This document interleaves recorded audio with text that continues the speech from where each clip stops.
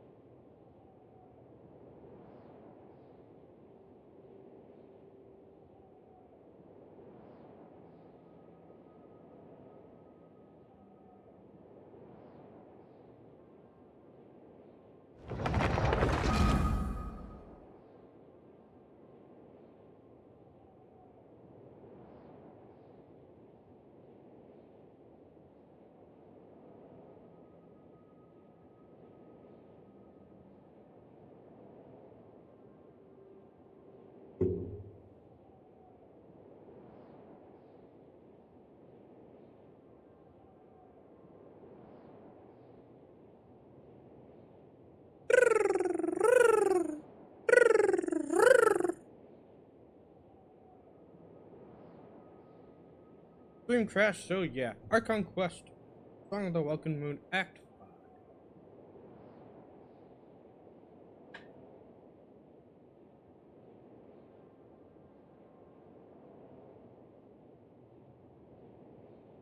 This is gonna take a while. Might as well. This is gonna be on YouTube, so you can skip parts.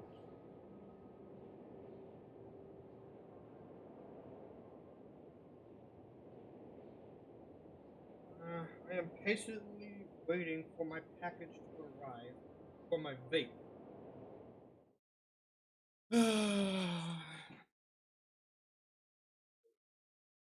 Let's see here.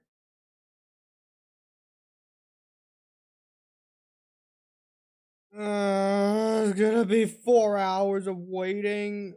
Ugh. 4 fucking hours of waiting. Apparently, that's not a lot later today.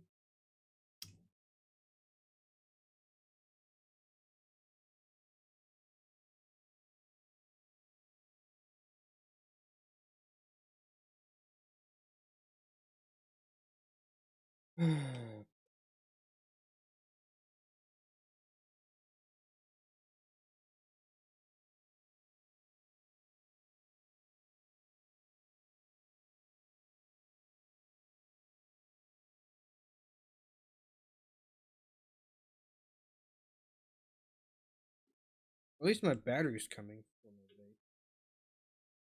As for the charging station, yeah, I don't know about that.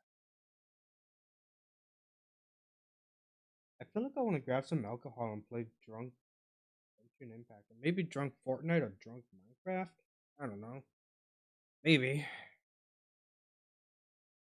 get like Mountain Dew, alcohol, Mountain Dew, Monster alcohol. Yeah, Mountain Dew alcohol is the fucking best, and Monster alcohol is which is the fucking best.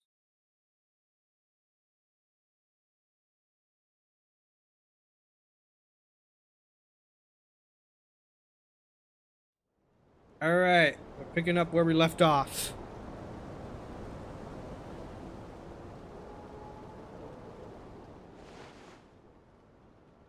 Hey, Llama, it's us. Varka, what are you doing here? Beats me.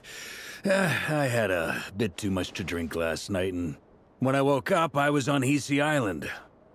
Mr. Varka is helping to oversee Nasha Town's preparations for Moon Prayer Night. He is Of here course, to I go over did some have to details restart the regarding game the as well. decorations and custom cloth designs. Right, yeah, that too. What do you mean, that too? The preparations are already underway. Yes. Celebrating this festival is a long-held tradition here in Nodcry. On this day, the crescent moon at the top branches of the verdant crest turns into a full moon, and the moon prayer blossoms bloom with a special radiance.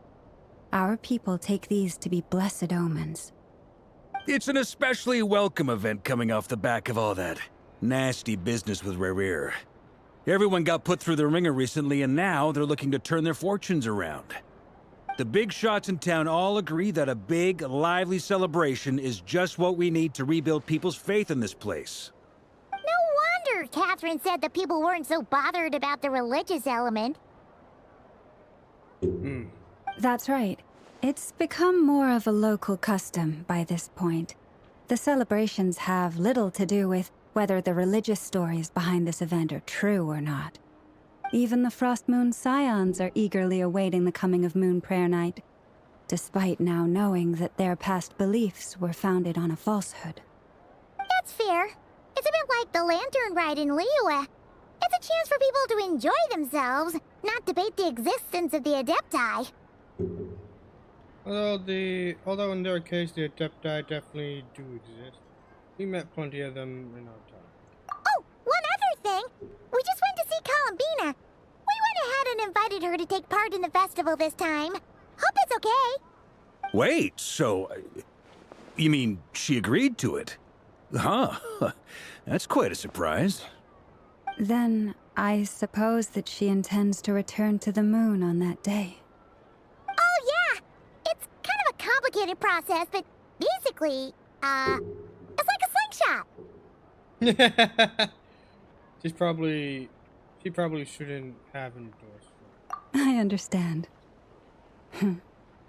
In truth, I had a feeling that she might make such a God decision. damn, Llama, Well, mommy, sorry, mommy, sorry, If Llama, Kutar sorry, has mommy. decided to participate in the festival, we should prepare accordingly. Yeah, exactly. She was saying how it could be risky for her to show her face in public. We were wondering if there was any way we could hide her. Unfortunately, the people who carved the statues did an excellent job of capturing her likeness. It will be very challenging to hide a goddess whose face everyone is so familiar with. Darn! We may have bitten off more than we can chew here.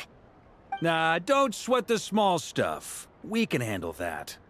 Huh? Are you saying you have a plan? Not as such, no, but the most important thing with a festival is to keep the mood light and your spirits up. You can't go preparing for a festival with those long faces. You'll never convince anyone to enjoy themselves. The Mondstatter spirit is strong with this one.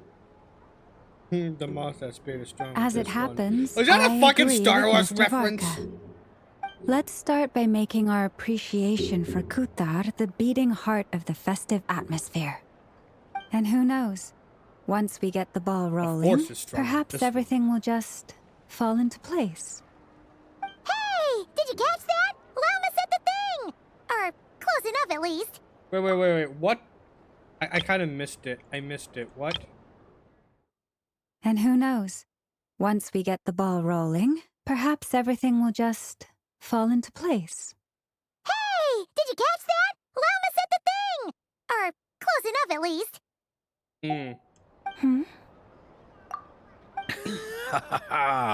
I'm looking forward to the Moon Prayer Night already. We have a festival in Mondstadt called Windbloom, and you can always tell which couples are celebrating it for their first time by the smiles on their faces. Big, beaming smiles like their whole face is glowing. And I have a feeling we'll get to see that same smile on the Moon Goddess's face at this festival. Not quite the same, surely. Anyway, I'll take care of business in the city, but I'll have to leave the decor up to you and the Frost Moon Scions. No one else can capture that traditional aesthetic quite like you guys. But lastly, there's the final key element that brings the festival to life. Companionship. We'll take care of that part. Before you leave, let me show you something that we've been preparing. Mr. Varka had asked to see it already, so What is it, Mommy you may Llama? as well tag along.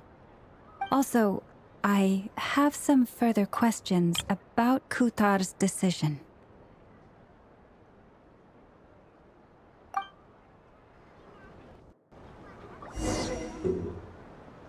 Oh, so we're gonna follow them?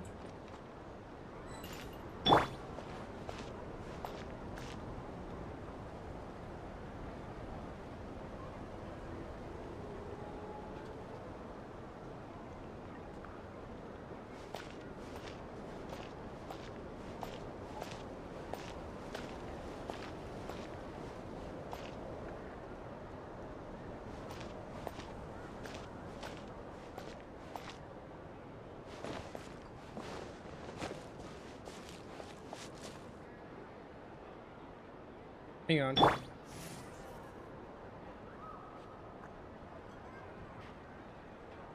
Come on. There we go.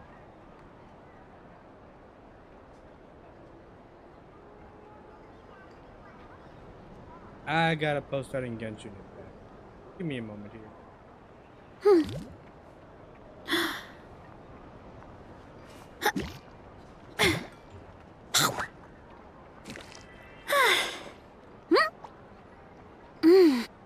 What up here? Oh, there's a drum behind there.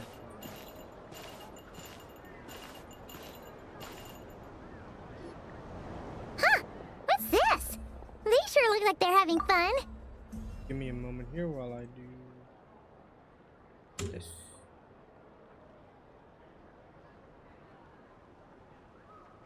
I believe so. Kuhenki seem very skilled at playing drums like these, although I'm not sure where they learned it from. Maybe it's an innate talent? In their eyes, they're probably just playing with toys. Wanatar! You wanna play too?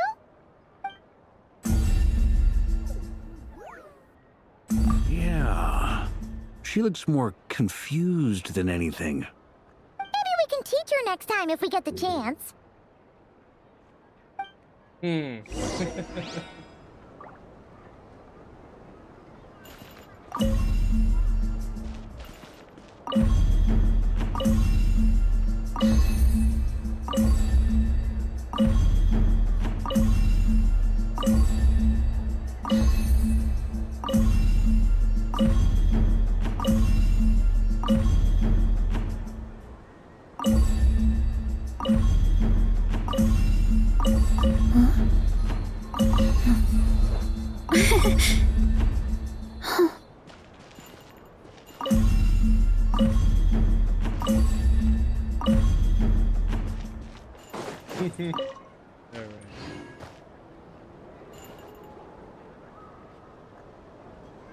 I'm so...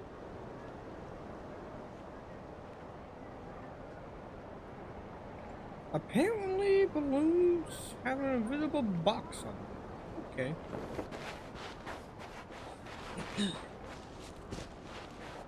What are these floaty things? Moon veils. We hang them from buildings in the city during the festival. When you look at the sky through them, it creates a... Everyone seems hard at work. They're preparing items for Moon Prayer Night. For instance, the sculpture being made over here, Mr. Varka and I were just finalizing the details of where it will be placed. Ah, there she is. I didn't know the finished article would be so large. Not to worry, though. All the necessary arrangements have been made. Just let me know once it's ready, and I'll get some people to ship it over. You have my thanks. And over here, we are preparing a very traditional confection. Oh, look at all these colors! It looks great! Can Paimon try one? Of course. I have a feeling you'll like it a lot. I You like it a bet. lot. Sweets and treats are Paimon's favorite. Says If the you one who included is those in the emergency Feast of the food. Moon, I bet Paimon would have joined the Frost Moon Scions by now. There will also be verdant crests like this present in Nasha Town during the festival. The timing of Moon Prayer Night is not completely set in advance. We make a rough estimate, then observe the changes in the verdant crests and moon prayer blossoms to guide us. As such, the wait itself is a fun feature of this particular festival. Yep. Sorry, simping too hard.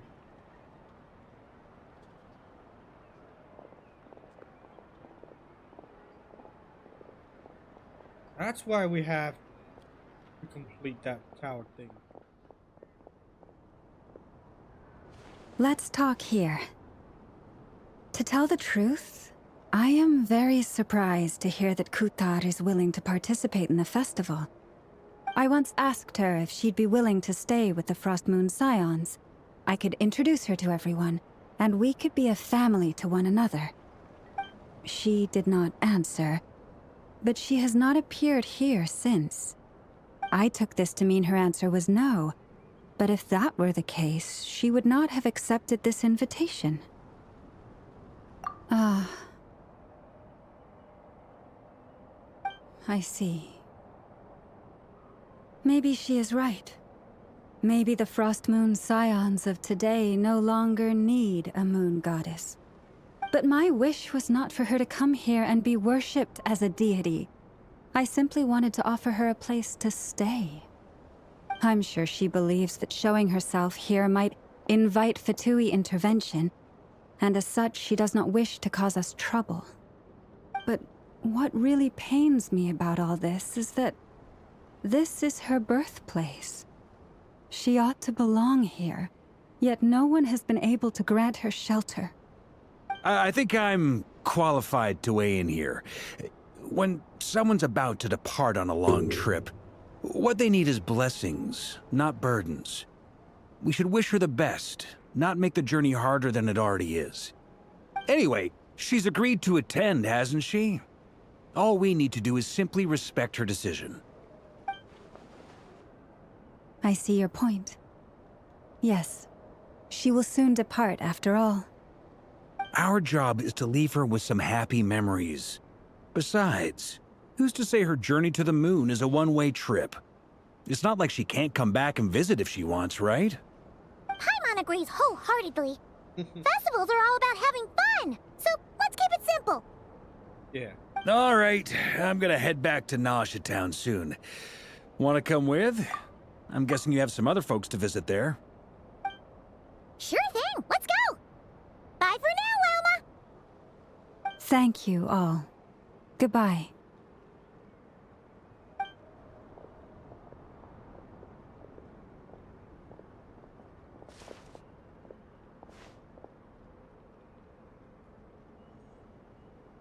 Traveler needs blessings, not burdens. It sounds good in principle, but will blessings alone be enough for Columbina? Ooh, I got an achievement. Wrong button.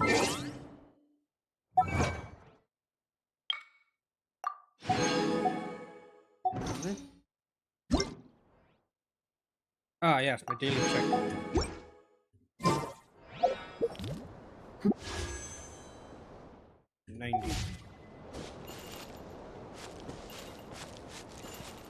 We're exactly 1,000 meters from Vardka. So that's 1,000 meters. From here to there, okay. 1 kilometer away. We're about 1 kilometer away.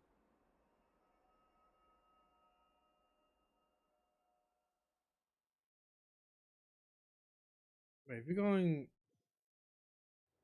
1 kilometer an hour, how fast is that meters per second? Huh? Hey, over there! It's Duran and Albedo with Flints! What could they be chatting about? Ah, Your guess is as good as mine. Ah, Grand Master, and the Traveler and Paimon. Hello there. It's been a while. seriously! Perfect. We have some new Another volunteers Star for our Wars reference? investigation. Hello there. Wait, let me guess. The righteous Lightkeepers are finally ready to hunt down the Abyssal Dragon? Yes, that too. Yeah, right! Oh, wait! Why does everyone keep saying that too? Well, to be precise, the facts match, but not the causality. Wait, so I guessed right? Half right! Don't act so impressed with yourself. Maybe I can explain. We ran into Mr. Flint's north of Nasha Town. At that time, We just noticed a few abyssal creatures out in the wild, but the strange thing was, I didn't detect any traces of abyssal energy on them at all. On closer inspection, we realized that they were not real monsters, but something akin to reflections in the water, or perhaps a mirage. Huh? What do you mean? Like, you could see them but not touch them? Exactly. It was very peculiar. They roared and tried to attack us, but we could not make any physical contact with them. I think I've heard of things like that happening in Noncry before, but I don't know much about it. Yes, it's a known phenomenon. Mirage-like illusions tend to appear in Nodcry in the run-up to Moonprayer Night. From a distance, they appear quite real. I myself thought that Misters Durin and Albedo were locked in battle with abyssal monsters when I first arrived. But after sharing intel and investigating a little further, we can confirm that these illusions are harmless. There is no great cause for concern. I see. All the Mirage stories I've heard are either animals, rocks, or small houses. Abyssal monsters, though? That's a first. It's a first for me, too. So I'm planning to look into it further just to be on the safe side. I intend to inspect a few more locations. What about you two? Any plans? Alice contacted me a few days ago. She'd like me and Durin to assist her with an experiment. Ooh. But we lost contact shortly after receiving the message. I'm sure that comes as no surprise to anyone familiar with her. We don't know when the wind will blow, yet when the wind blows, we will know. That, in a nutshell, describes how Alice operates. Yeah, that tracks. Okay. Well, I suggest we investigate this Mirage business in the meantime. It's piqued my curiosity, and I'm pretty sure I know someone who will already be 10 steps ahead of us. Well said. Right? Whatever's happening in Notcry, she always seems to be the first one to know. Let's go see what she knows. We can invite her and her staff to the festival while we're at it. Nefer. I'm guessing that's Nefer.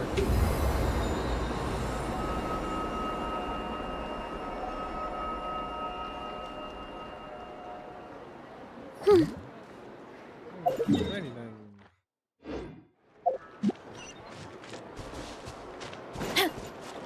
Running late again. Nefer or Dory? That's obviously spinning fast. Alright. Hurry up, Brassa! I'm guessing it's Nefer. Hey, what do you have in stock?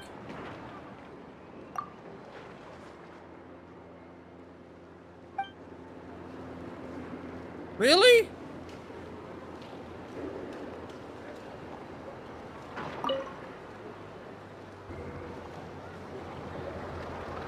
Thank you for remembering my request, Master Tarno. I will be sure to treasure this pocket watch. There's no need to stand on ceremony, Mr. Flynns. If I may be so bold, I'd say this watch is fortunate to have ended up in the hands of someone as discerning as yourself. Even if that someone turned up to collect it half a month late because he needed more time to get the money, I do hope it won't miss the finer life and flee back to your shop in the middle of the night. Such a wonderful sense of humor. Even if it wished to escape, I doubt it would get far with a ratnik such as yourself on its tail. Here, I've already wrapped it. It's yours. My thanks again, dear Master Tarno. Perhaps we can have a drink in the flagship when you're next free. It would be my pleasure, Mr. Flynns. Bought yourself a new shiny. Bought yourself a new shiny then? You could say so. This pocket watch cost me half a month's salary. I suppose that means no more fine liquor. In that case, I should paraphrase Master Tarno just now and say, my pleasure, Miss Traveler. I look forward to your invitation. All right. That was I didn't. I looked at the fucking map and I did not see Flynn's in this area. What? God damn it. Alright, that's one down. Anywhere else? Like.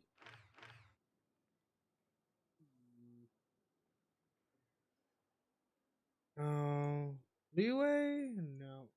Inazuma? Gotta be something in Inazuma.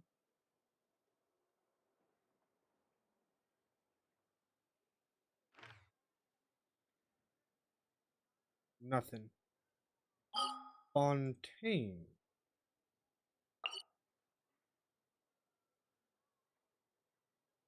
Let's see. Nothing in Fontaine. Sumeru?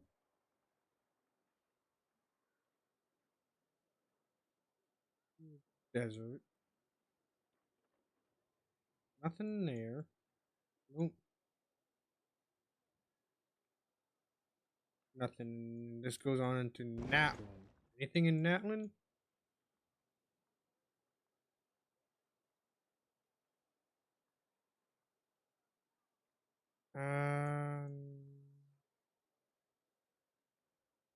Nothing in Natlin. I checked everywhere. Alright, let's continue with the quest. Alright, so Nefer is my guess. Because he's always steps ahead.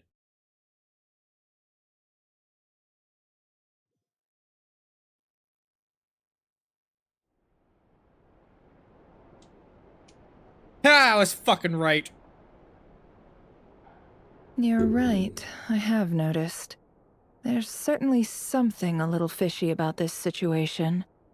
Only a little, though.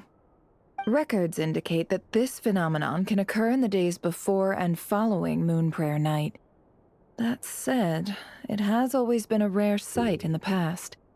The odds of encountering these phantoms are similar to looking up in the night sky, happening to see a shooting star, and managing to make a wish before it disappears. But this time, either everyone's getting lucky, or they're appearing far more frequently than usual. Yehoda's out gathering intel as we speak. In the meantime, let me check off some points of interest. First, the Abyss. The ones we saw seem to be abyssal monsters. Indeed. But we have identified one location where many more of them have made an appearance. And not just monsters, but human phantoms, too. Given the scale and nature of the phantoms, it's almost as if someone's last memories are coming to life. Or perhaps the memories of multiple people. Oh. So you mean the phantom monsters are hunting down the phantom humans? Exactly. The phantoms can interact with each other, but we have no means of intervening. In addition, some of the human phantoms would seem to be from the very distant past. This is clear both from the clothing they wear and the stories they tell. They claim to be from Hyperborea, a name which I've heard from Lauma before. If this is true, it means they must be from 6,000 years ago. Did Paimon hear that right? 6,000 years? It sounds like this merits further exploration. That'd be a big help. I'll leave it with you, Albedo. My knowledge of ancient history is non-existent. I used to doze off every time the pre-Knights of Favonius era came up in class. It's quite a miracle that you were able to understand these phantoms' speech, given how long ago they lived. I suppose you're right. But I'll leave the archaeologists to ruminate over that conundrum. As an intelligence broker, my sole interest is in the value of the information I gather. Which, in this case, Hopefully means earning myself some good favor with our dear Lady Moonchanter. So calculating. Whew, this intel broker logic always catches Paimon by surprise. Sounds to me like we could split the work up. I think the abyssal phenomenon is best left to Albedo, Flints, and me. Agreed. It coincides with my duty as a lightkeeper. For my part, I'd like to understand the abyss better. Even a little knowledge would go a long way. This is certainly a rare opportunity to study the abyss. But even rarer, perhaps, is the chance to make contact with the ancients. The Curatorium will take the lead on investigating the Hyperboreans. We put in the work to learn what we know so far. It seems only fair that we get some quantity of exclusive intel. That just leaves our trusty team of 2 unassigned. Wait, we're a team? Since you became an honorary knight, of course. This was part of my grand plan all along. Ha ha ha! Oh yeah, by the way, we managed to convince Columbina to come to the Moon Prayer Night celebrations. Would you and Yehoda like to join too? She agreed to that? Huh. Quite an achievement. Never underestimate the traveler, I guess. I'd be happy to join. No point shutting myself inside when the streets are all decked out. I doubt any clients will be visiting during the festival in any case. And Yehoda loves a party, so I'm sure she'll jump at the opportunity. No. No.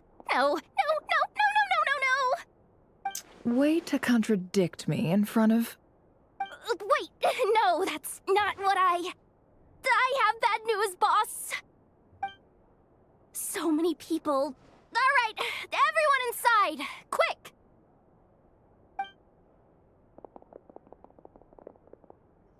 Damn, Yehoda! This is gonna sound crazy, but hear me out. I saw one of those phantoms at Star Sand Shoal, and it was some sort of flying ship. A flying Like Dutchman! a spaceship? A spaceship at Star Sand That's gotta be the one you came to Tibet in. You said you saw the same thing through the moon marrow, right? Huh? You already know about it? Ugh, I thought I was gonna blow people's minds. Turns out I'm the last to find out. Wait, back up. You came here in a spaceship? Now my mind is blown! What's it like on the inside? Was it like flying through space? I want to know everything! Maybe that's a conversation for next time. This is still a huge discovery, and yep. Yep, exactly. Huge discovery. You're the best, second best intel broker in the world. After your boss, of course. Wow. Really? Yehoda's very adorable. Well, I don't know if I'm all that, but... I guess that decides where we're heading next. Come on, don't look at me like that. I know the spaceship doesn't have anything to do with me, but you don't want to leave me as the only one twiddling my thumbs, do you? Please? Fair enough. You can tag along. In that case, let's meet back here to discuss our findings once we're done. I wish everyone a productive investigation. You too.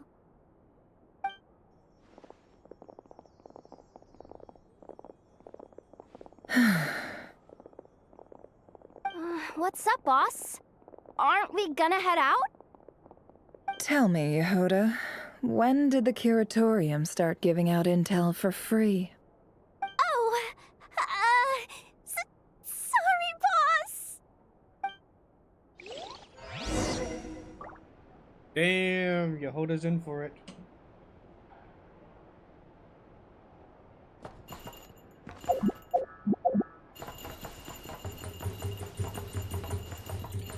Gotta jiggle that bell, you know what I'm saying?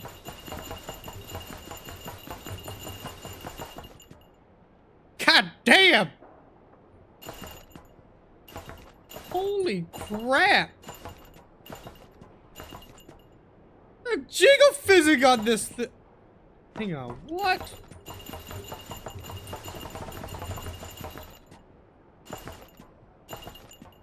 God damn, Varessa.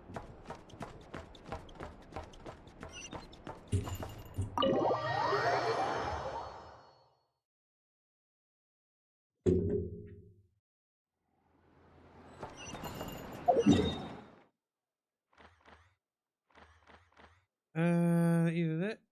I'm gonna go right here.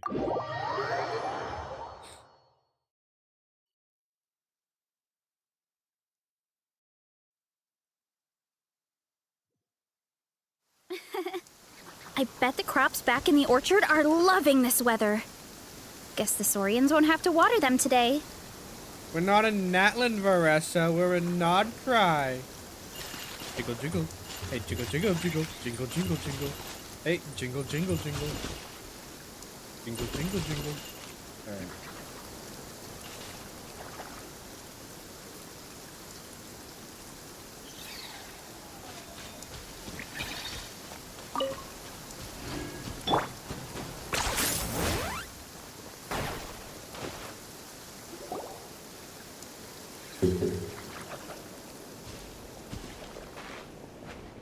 Wow, what do you know? Yehoda was right on the money.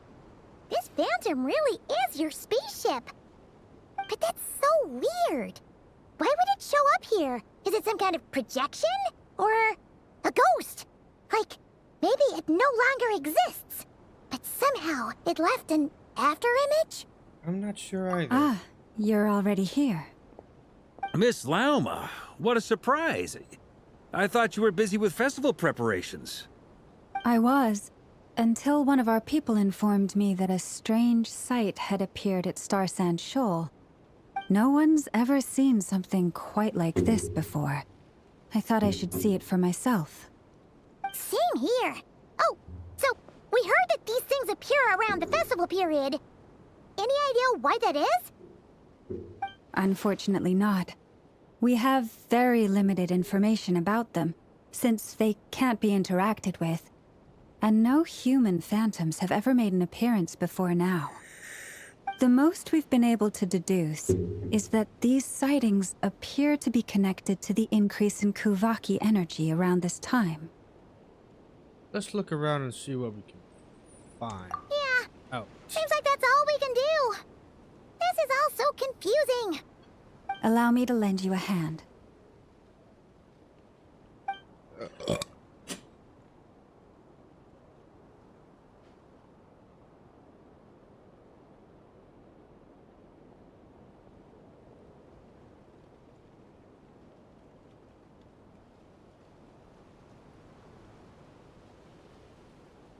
Aw. Everyone, our friend here should be able to provide us with some information. Is that a phantom rhymehorn deer? I've heard about how the Frost Moon Scions live in harmony with the animals and can even communicate with them. That's coming in handy now, for sure. Okay. Yes, I understand. Then how about this?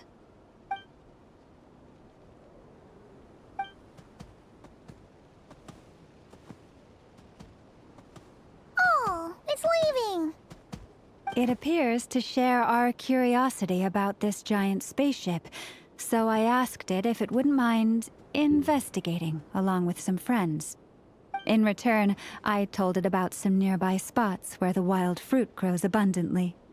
We may live in a different era from these phantoms, but I trust that the terrain, climate, and ecology here are more resistant to the effects of time than some things are. Let's give them a moment and hope for the best.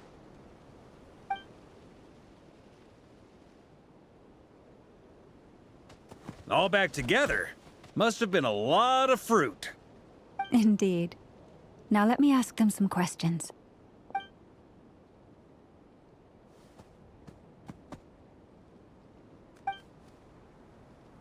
It did find a lot of wild fruit, enough for them to feast for a long while.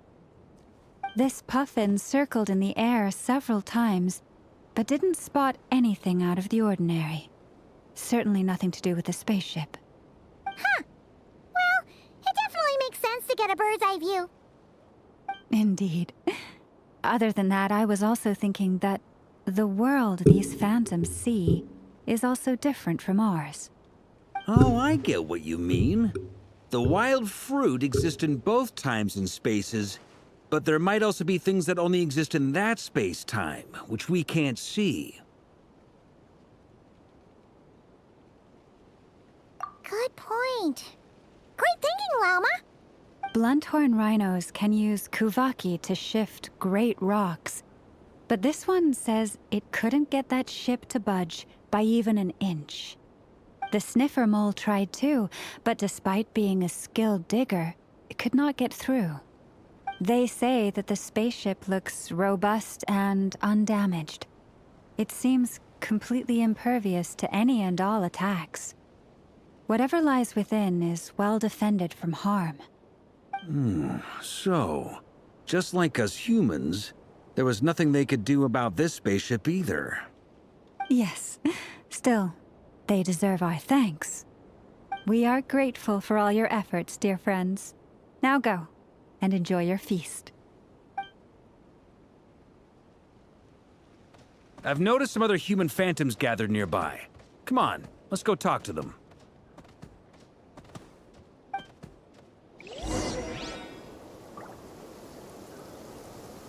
Alrighty then.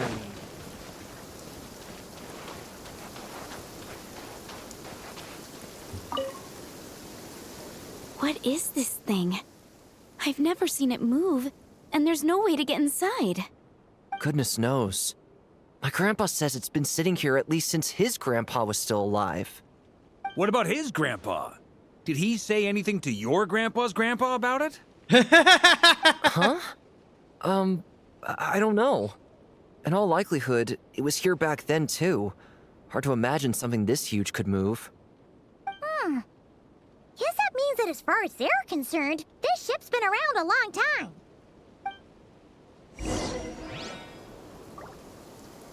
Grandpa. Night.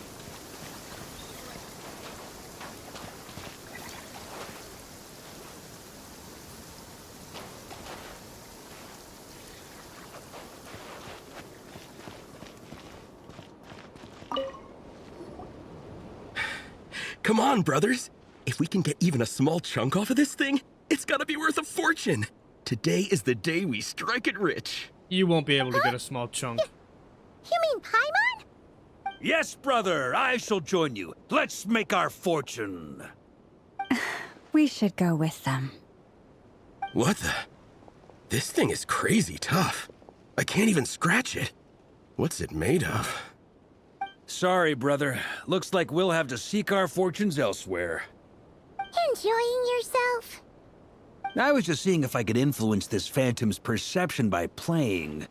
But nope, no dice.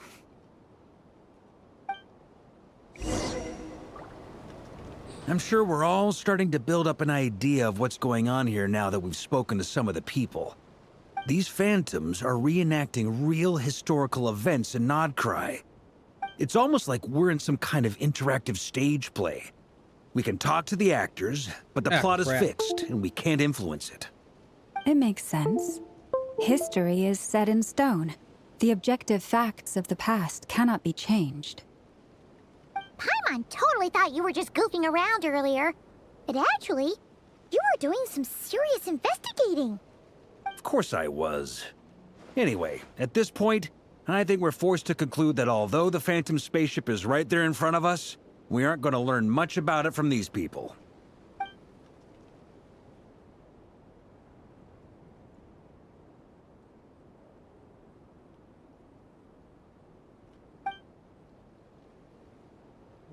If it showed the moment when it disappeared, no such luck. All you've seen is arbitrary. Don't be discouraged.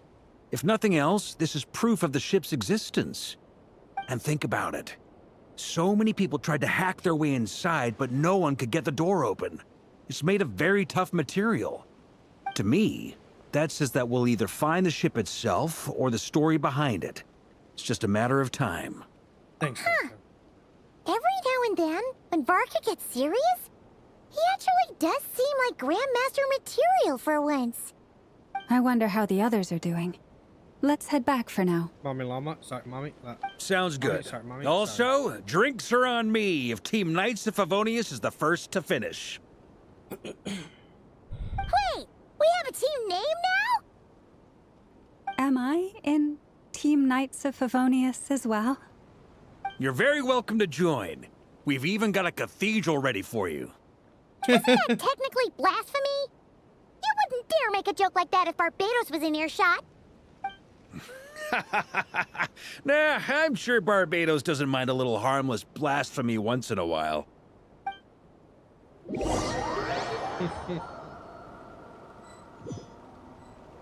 Tone Death Bard. Tone Deaf Bard. Well, we can't really do anything about that. Get away! Oh.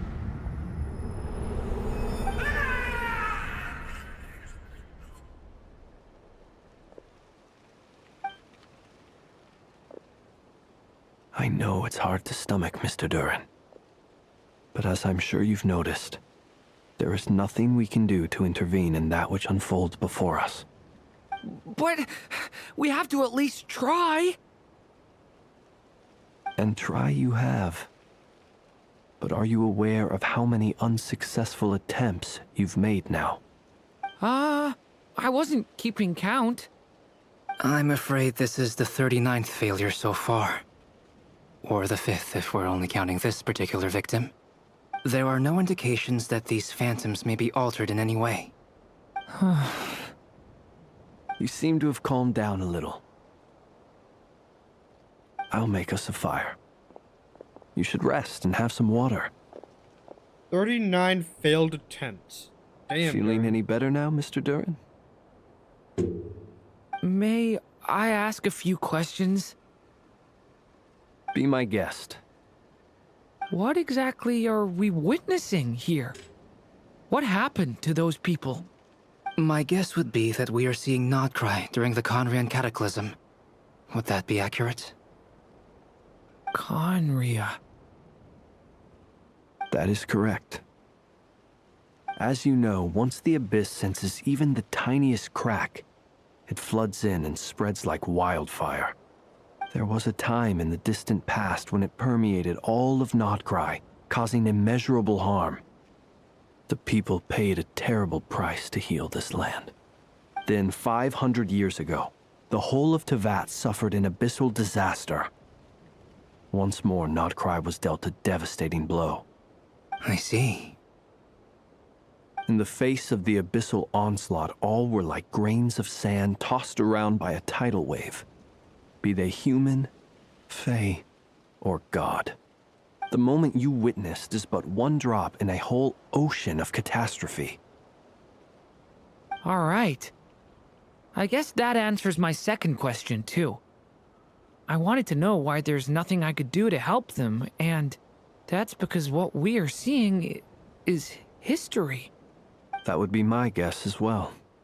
As I understand it, history and fate are not all that dissimilar.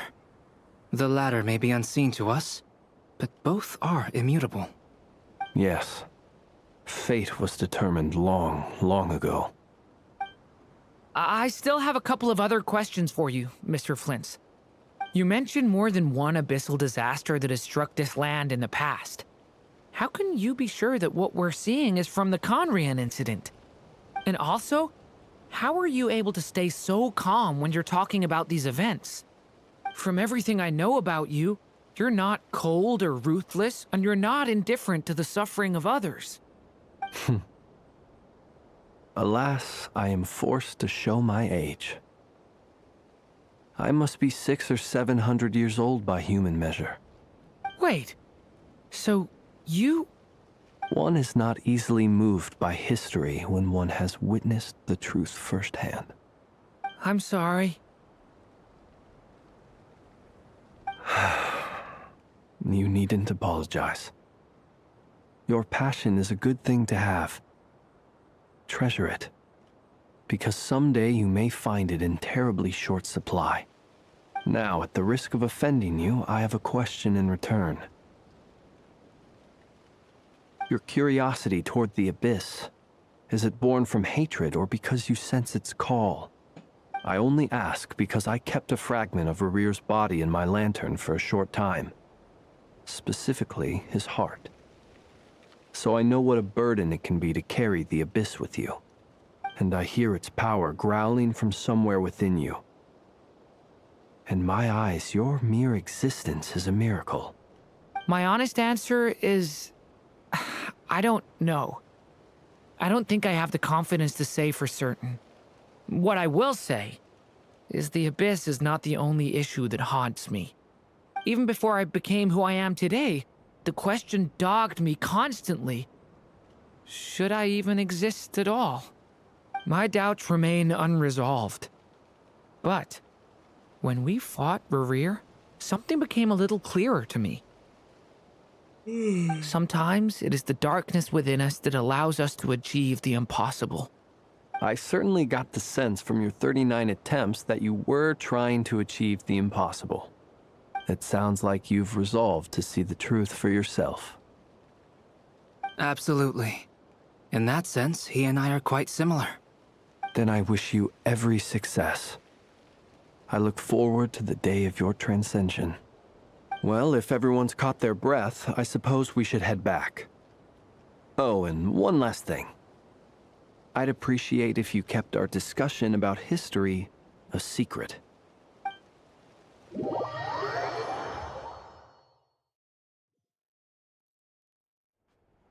Incredibly, our separate investigations led us all to the same conclusion. Hooray for consensus! Yeah, but we Yay, barely Yahona's learned on anything, screen. though. I totally thought this would be the mother lode. Talking with the ancients? I mean, come on! But nope. All we got was useless snippets of conversation. And all this stuff about moons and hyperopia. Duh, what a load of baloney. Seems like people back then had a few screws loose. I understand your frustration. We found the same issue. Each phantom only showed a very brief moment in time. There isn't much value to be found in these miscellaneous fragments of a civilization's history, no matter how glorious it may have been. If there's a silver lining, it's that these phantoms are harmless to the present reality. They shouldn't get in the way of the festivities. Paimon agrees. And not just because it's the first thing she understood in this whole conversation.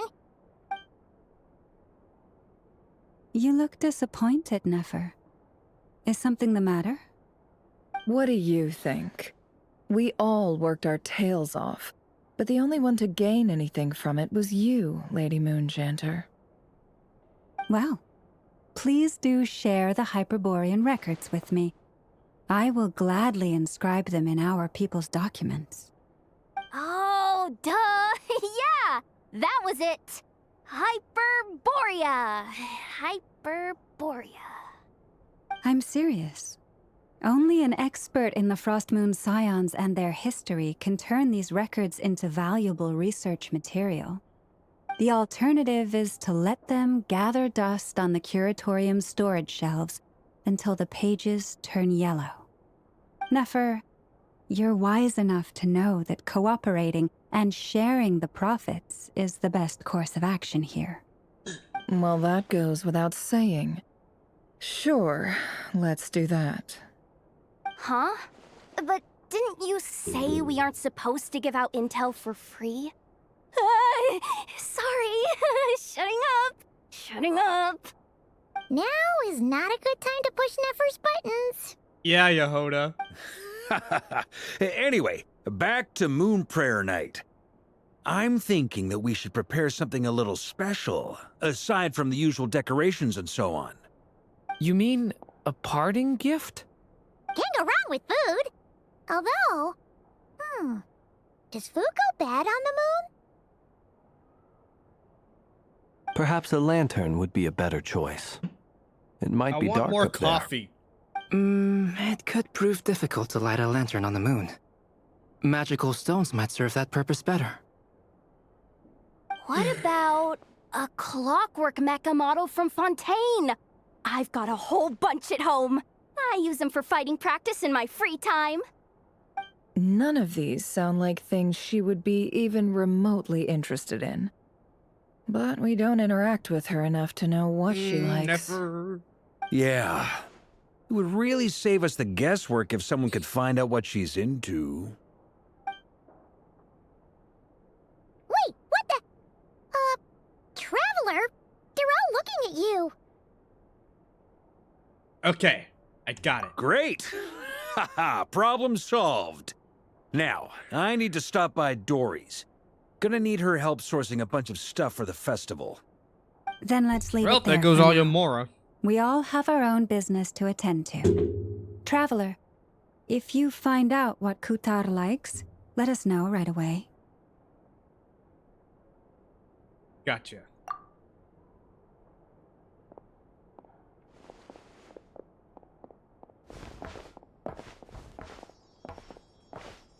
Is something the matter?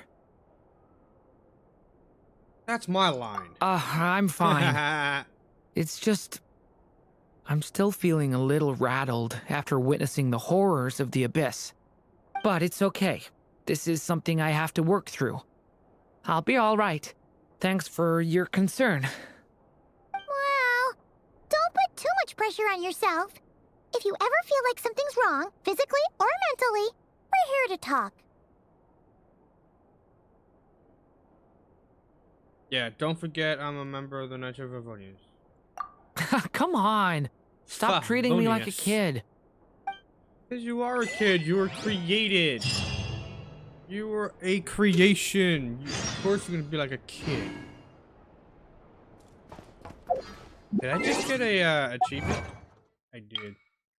Witness the history that once unfolded unfolded here. 919 achievements. I'm gonna go up to a 9. Yehuda. Could you do me a solid and try to smooth things over with Boss Neff?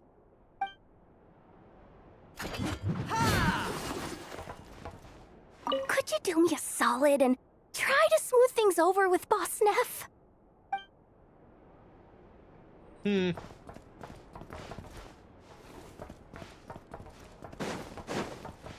Alright, we gotta meet Ambina.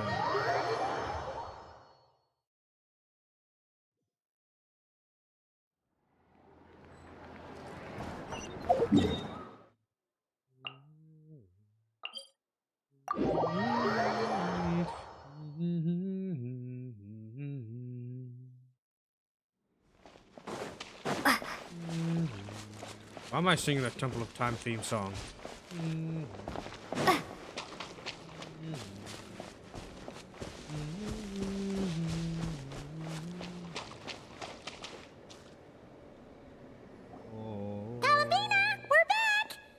Huh? She's not here. I can't sense her presence Weren't at there all. a few Kuhenki here last time too? Where did they all go? Maybe she took them out for a walkies. Walkies? Walkies! Kuhenki? You're not pets, you know. Oh, well. Looks like we just came at a bad time. Let's try again tomorrow. There's still a few days until Moon Prayer Night, so we're in no rush. Besides, she needs time to rest anyway. Yeah. Fair point. Let's go.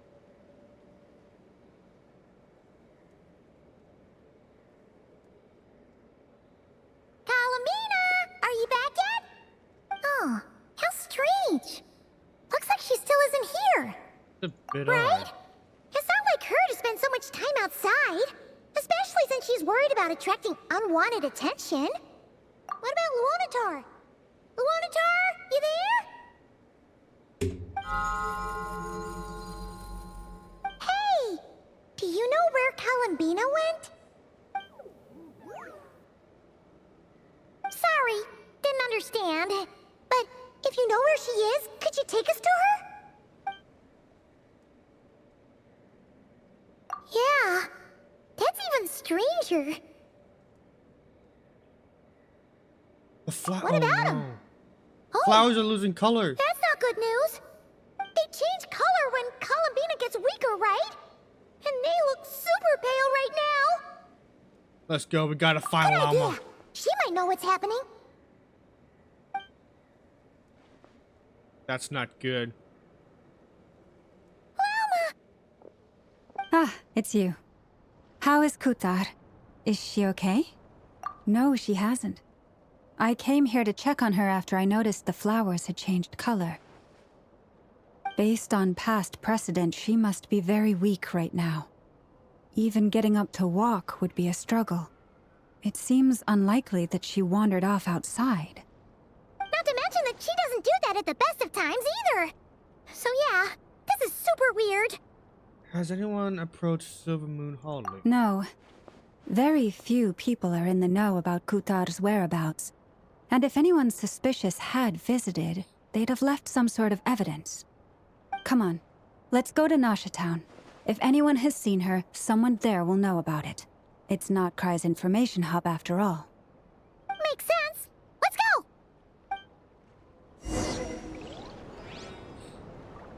Right.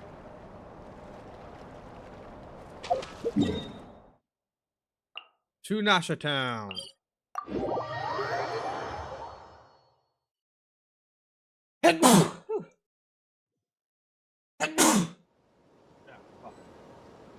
Wait. Ugh.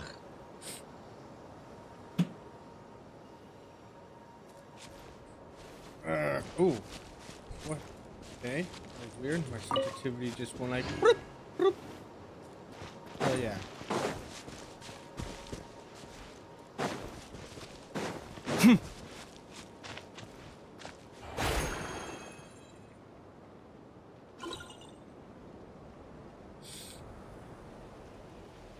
Wait a moment. Is it just Paimon, or is this stall kind of suspicious? It's never been here before, right? No, I don't recognize it. Alas, your free and easy adventure time is over. Now, prepare to face the final boss of Nod Cry.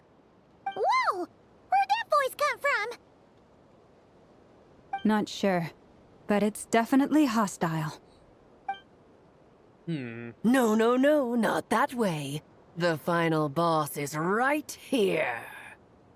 The sniffer mole? That's the final boss? Surely not. Also, Her voice sounds a little familiar. Okay, the jig is up. I'll stop teasing you. Turn around. I'm right behind you. It seems I've managed to leave quite an indelible impression, even though you've never seen my face. Ah, nothing could make a great mage more pleased with herself. Oh, I gotta take a screenshot of that. I gotta take a screenshot. All right, hold up. I gotta post that. Bada bing, bada boom. Alice! I'm so excited.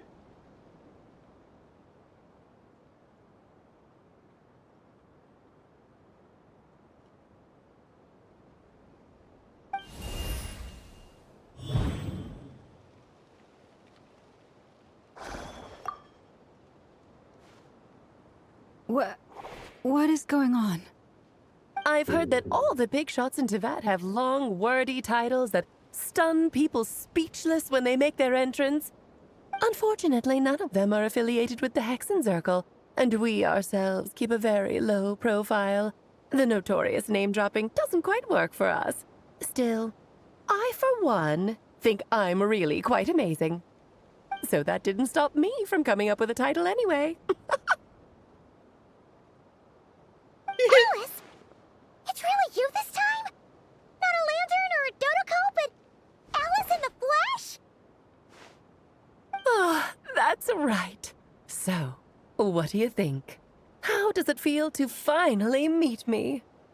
You look like...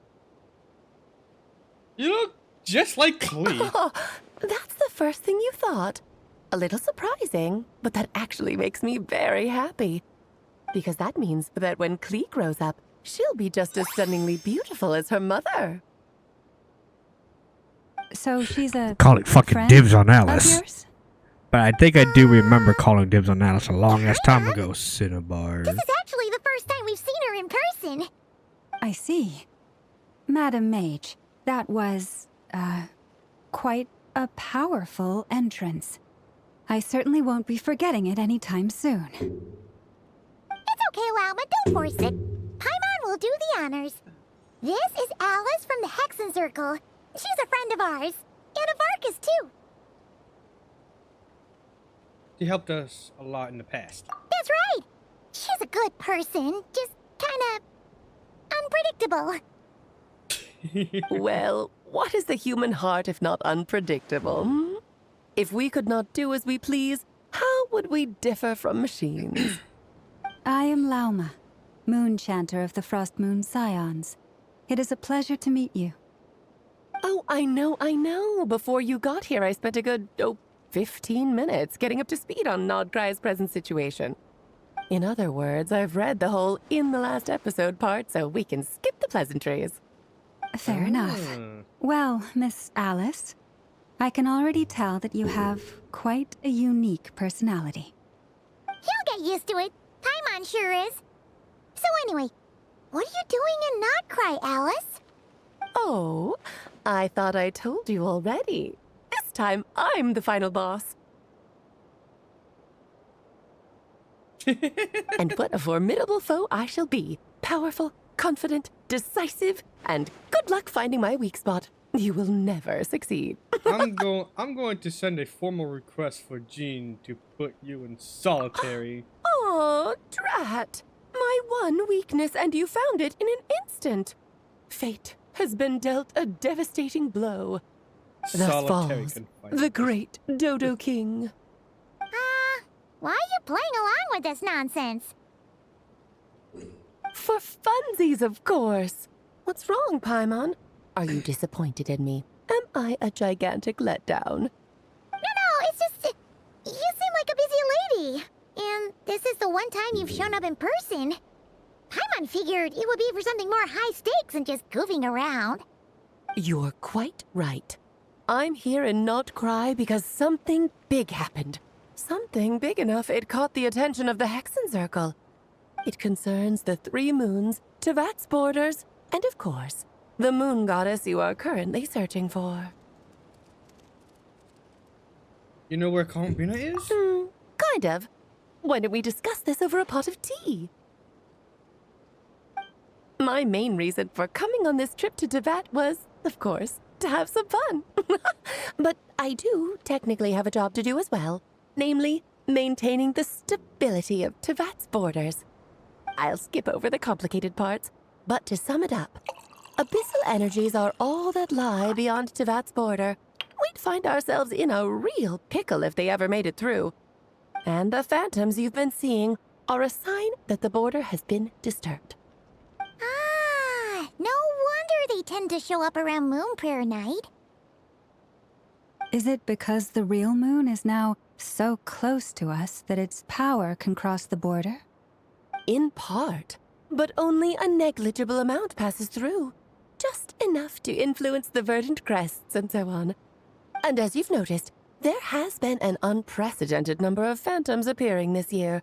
The influence of the moon beyond the border cannot explain this. No. There is another far greater factor at play. The trilunar syzygy. A trilunar syzygy. Syzygy? Eons ago, before the heavenly principles came to Tevat, it was the then 3 moon goddesses who controlled the laws of this world.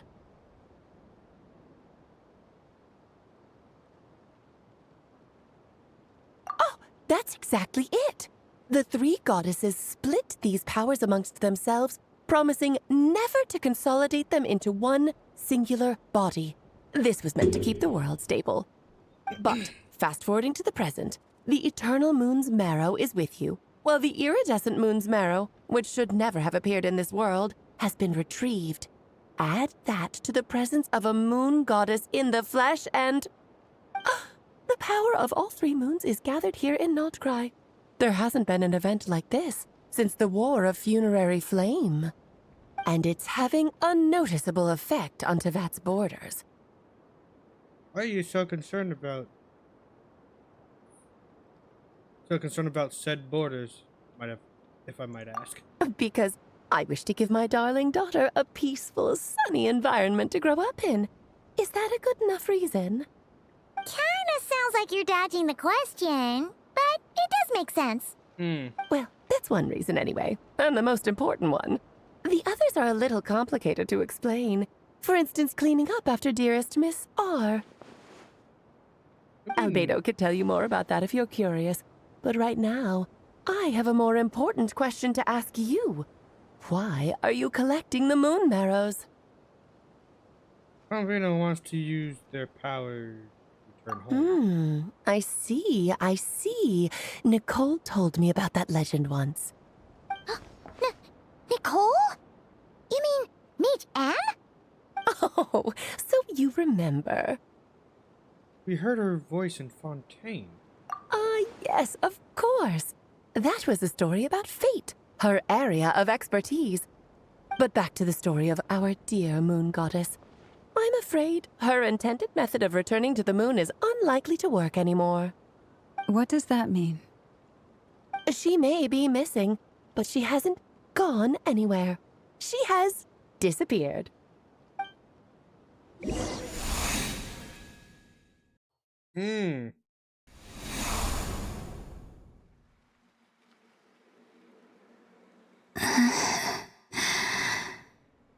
My body is so heavy. Wait, no. It's my mind that's heavy. My arms and legs are as light as a feather. What's happening to me? I feel drowsy, like I've been asleep for too long. Is it daytime or nighttime? Is the moon out? I think I'll go for a walk.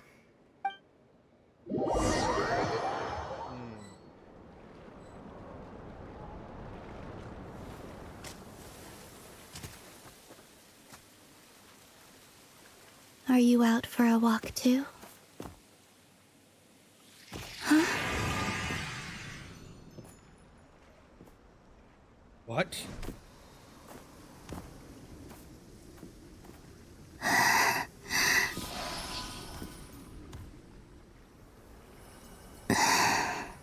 The day has come at last.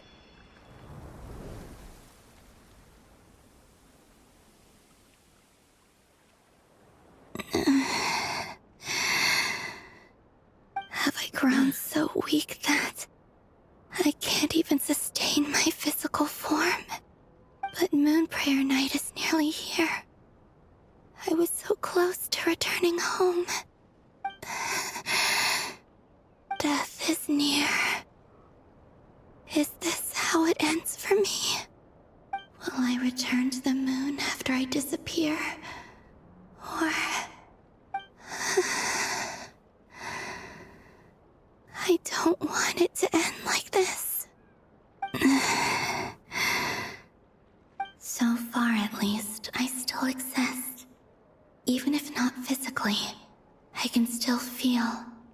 But as my power wanes, I'm sure that too will fade. I suppose I might take one final look at this world. The world where I was born.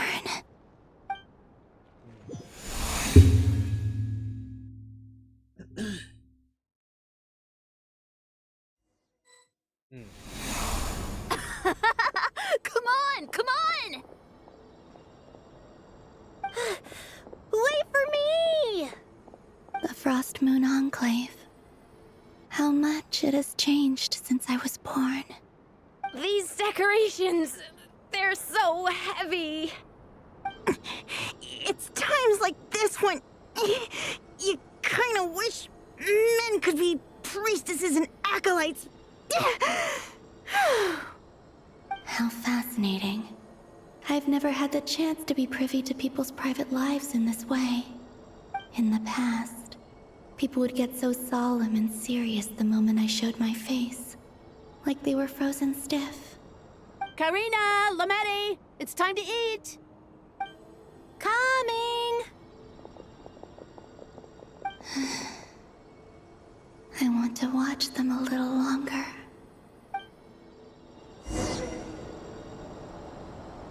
Oh.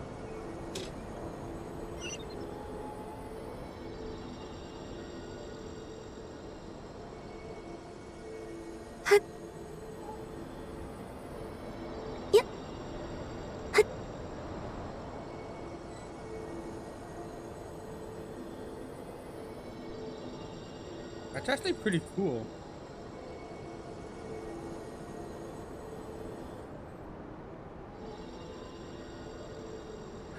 So just fill these balloons with air, right? Yep. Try a couple now to test things out. The rest can wait till Moon Prayer Night. Think fast. Rita! Teasing an acolyte of the Frost Moon Scions? Surely that's a punishable offense. Take this!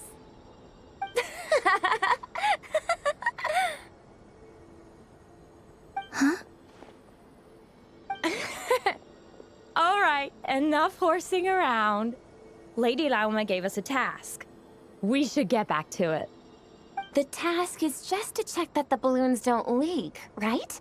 Doesn't matter if we fill them with air or water. Yeah. Okay, you got me there. And you got me there. But still, we can't use all the balloons before the festival even starts. We won't use all of them.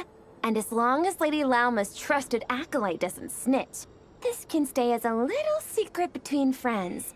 A couple more can't do any harm, right? Oh, you menace. Then, think fast! Is pumping a balloon full of water really so much fun?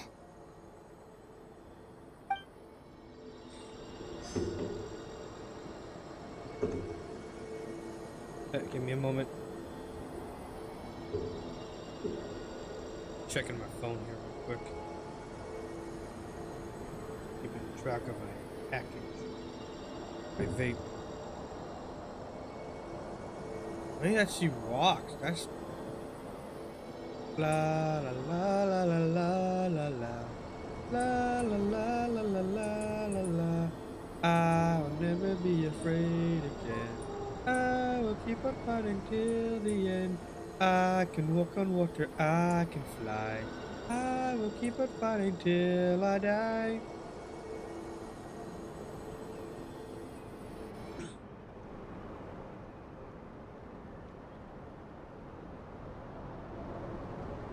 I'm sure you're both tired from playing all day. Come on, eat up. A plain, humble meal. That has always been the way of the Frost Moon Scions. Huh? How come Lametti got a midsummer berry dessert? Oh, I always get Lockaberry. I don't mind sharing. You can have a bite of mine if I get to have a bite of yours. They're sharing food? I've never shared food with anyone before. Even at the Harbinger tea parties, everyone just ate off their own plate. And when I couldn't finish my food offerings from the Frost Moon Scions, they'd leave the leftovers out under the moonlight for the animals to claim. Hey! That was 2 bites! Oh, then you can have another bite of mine. Oh, you too. Oh, don't fret now. Here, have some of Granny's too. So this is what it means to be family. Yeah.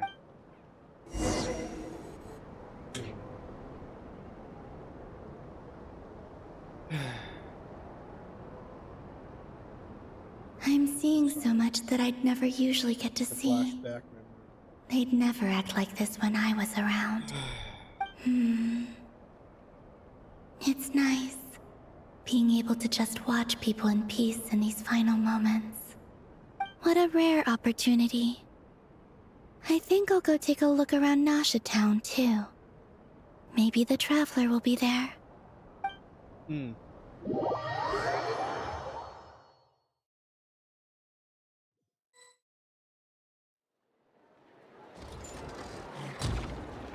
After the War of Funerary Flame, the Moon Goddesses were no longer recognized by Teyvat. They lost the whole foundation for their existence. That's why the Moon Goddess's strength is fading. She cannot withstand the world's rejection of her. It's just like what Columbina said. To be more pedantic about it, the Moon Goddesses did something to offend the heavenly principles, and that's why they were ousted. Something of a recurring theme in Teyvat's history. Theoretically, speaking so candidly should put me in their crosshairs too, but they can't tell me what to do. I'll say whatever I want. Anywho, the Moon Marrow energies were but a drop in the bucket for her, and that battle against the Ray Hair of Solnari only weakened her further. Fortunately, it happened close enough to Moon Prayer Night when the Kuvaki concentration here is high. That's the only reason she managed to survive this long. What do you mean, fortunately? You said she disappeared. We're too late. Oh, what a headache. I thought this was all common knowledge. I guess I have some more explaining to do. Okay, buckle up. It's time for another lecture. Alice. Now, I said earlier that the Moon Goddesses lost the foundation for their existence. The reason for that has to do with the natural order. Basically, the rationale for their existence in Teyvat was lost. The same logic applies to the present Moon Goddess, too. Consider her existence so far. Her comrades in the Fatui called her Damselette. And she was worshipped as Kutar by the Frost Moon Scions. But these connections have now been severed, whether by her hand or yours.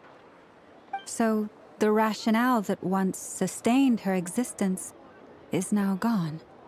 Wait, we did that to her? Oh, well, strictly speaking, yes. But let's not start pointing fingers, shall we? I'll only end up as the big bad villain, and that's not the kind of final boss I want to be. If you're making light of this, hopefully. Of course I do. I'm only the greatest mage in the whole entire world. Now, if you wish to find your Moon Goddess, there are two problems we need to solve. Firstly, we'll need to strengthen the connection between her and Teyvat, at least enough to sustain her until Moon Prayer Night. Strengthen her connection? But does that mean I'll have to rally all the Frost Moon faithful behind this? I'm afraid a bygone faith and a former home won't be of any help to her now.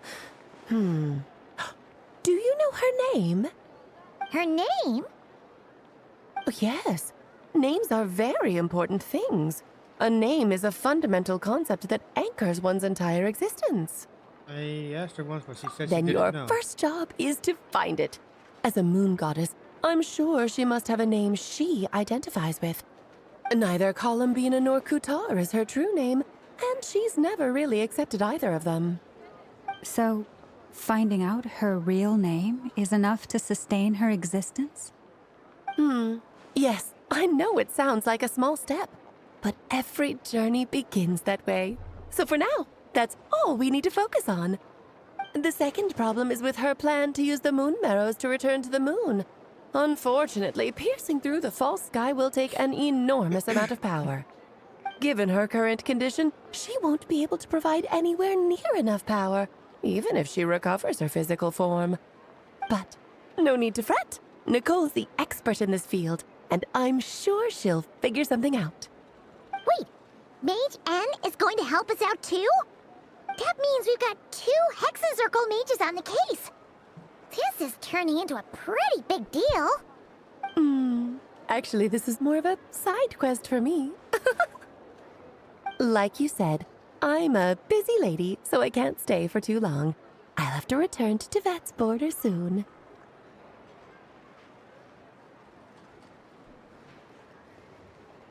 Thanks for telling us.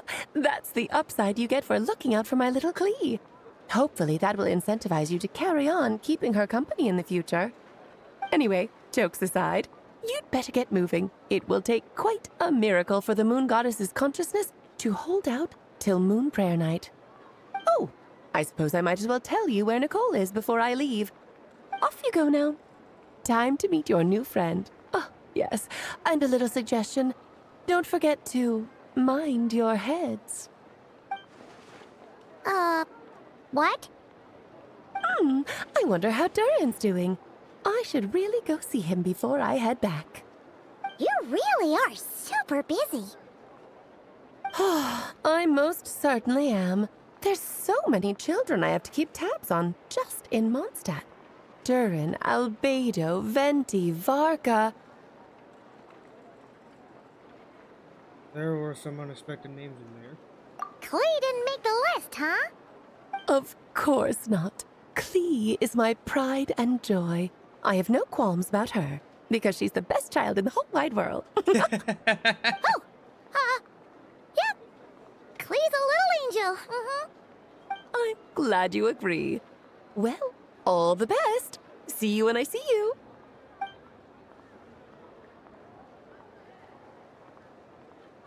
She left in a hurry. Yeah, she didn't pack up her stall. Should we handle it for her?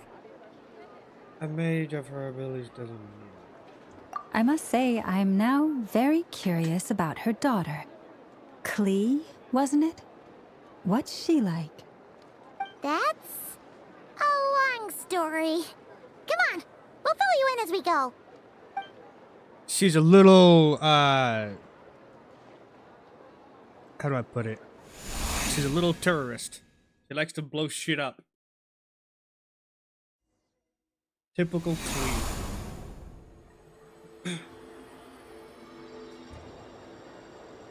What a lively place. I've never experienced Nasha Town like this before. Hey, you old geezer! Your hammer's rusted through! Who are you calling old geezer?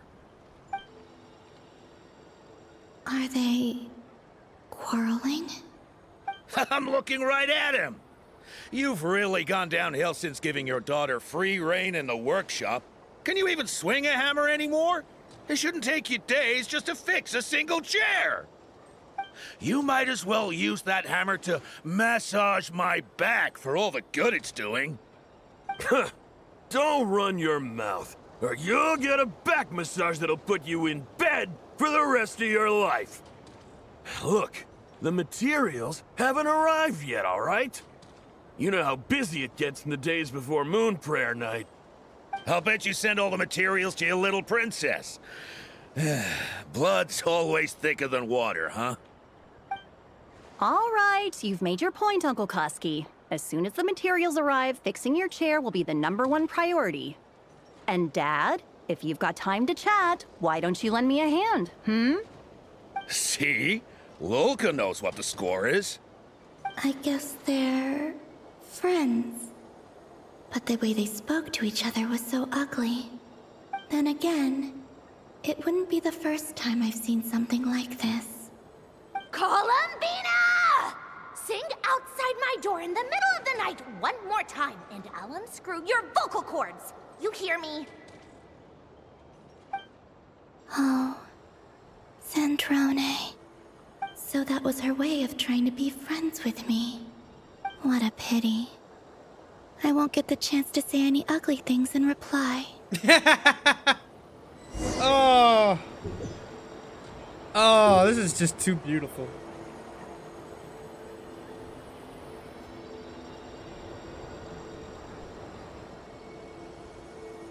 Oh, I can't go out the barrier.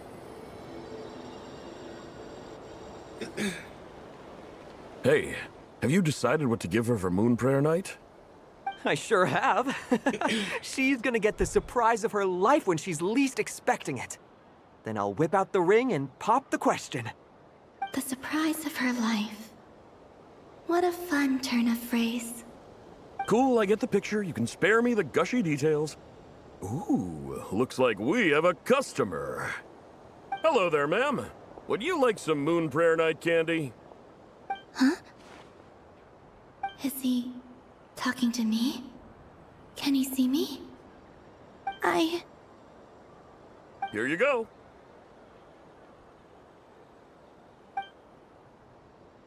Oh.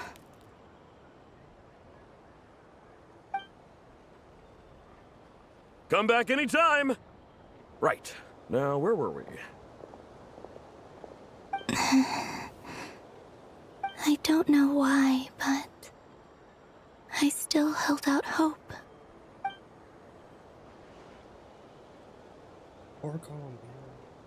The most important thing right now is to find that mage. This name thing seems super important too, but where do we even start looking? I'd better go pay the Fatui a visit.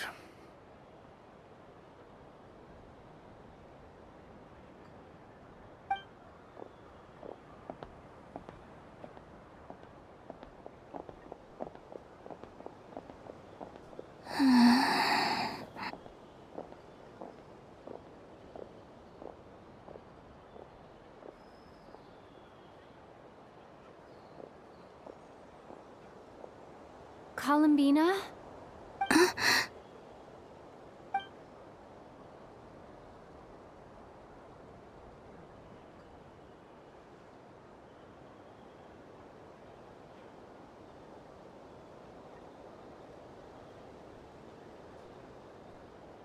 Traveler? Let's go! This is no time to be spacing out!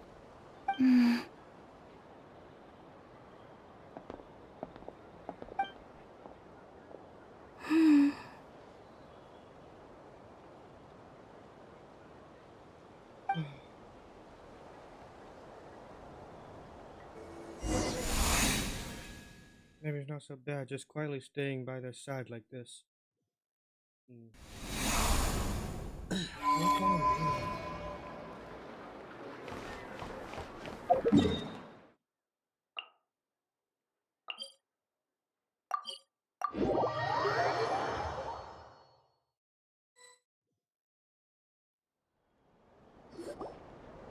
Where are they going? They mentioned a mage and... a name? So, Mr. Varka, are you acquainted with this Nicole? Or should I call her Mage N? Ah, not really. We've never met, though she has come up in conversation. From what I've gathered, Alice kinda took Nicole under her wing.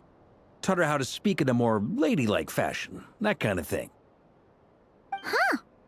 Hard to imagine Alice as an etiquette coach. Yeah, Alice is a larger-than-life personality, I'll give you that. But then again, that's why she's able to draw such an eclectic mix of people into her inner circle. If I remember correctly, being an interesting person is actually one of her main entry requirements. So, if you ever wanted to join the Hexenzirkel, I'm sure you'd both be eligible to apply.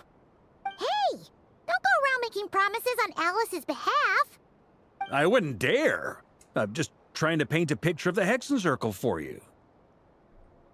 Okay, sure. Anyway, since none of us have ever met Nicole, how are we supposed to find her? We can't just go up to every woman in sight and Right ask, there. Hey, are you Nicole? She's right there. Maybe something she's wearing will give it away? Like, a wind bloom pinned to her chest or something. Wait a minute. Alice never said Nicole was from Mondstadt. Oh, true. What about Atisa? I recall that each mage has her own cup. That would be... this young lady, then?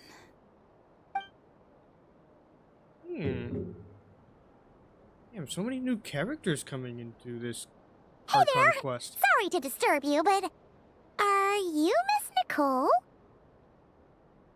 Varka, Knight of Boreas of the Knights of Favonius. Alice might have mentioned me before. Mm-mm. Ah,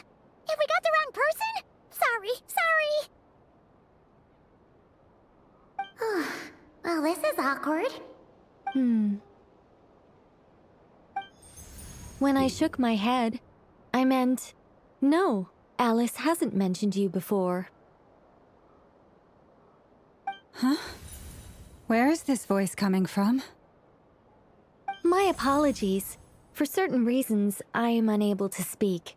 This is the only way I can communicate with you. Oh. It might take some getting used to, but I hope you can understand. Hey, it's fine. I'm more shocked by the fact that Alice never speaks about me. I mean, As for you two, we have crossed paths twice before, but it is nonetheless a pleasure to finally meet you. What? Oh, it's really you! Thanks for all your guidance in the past. You're quite welcome. This time, things are different. We have reached the unwritten pages of the story. You might say that we stand at the crossroads of fate.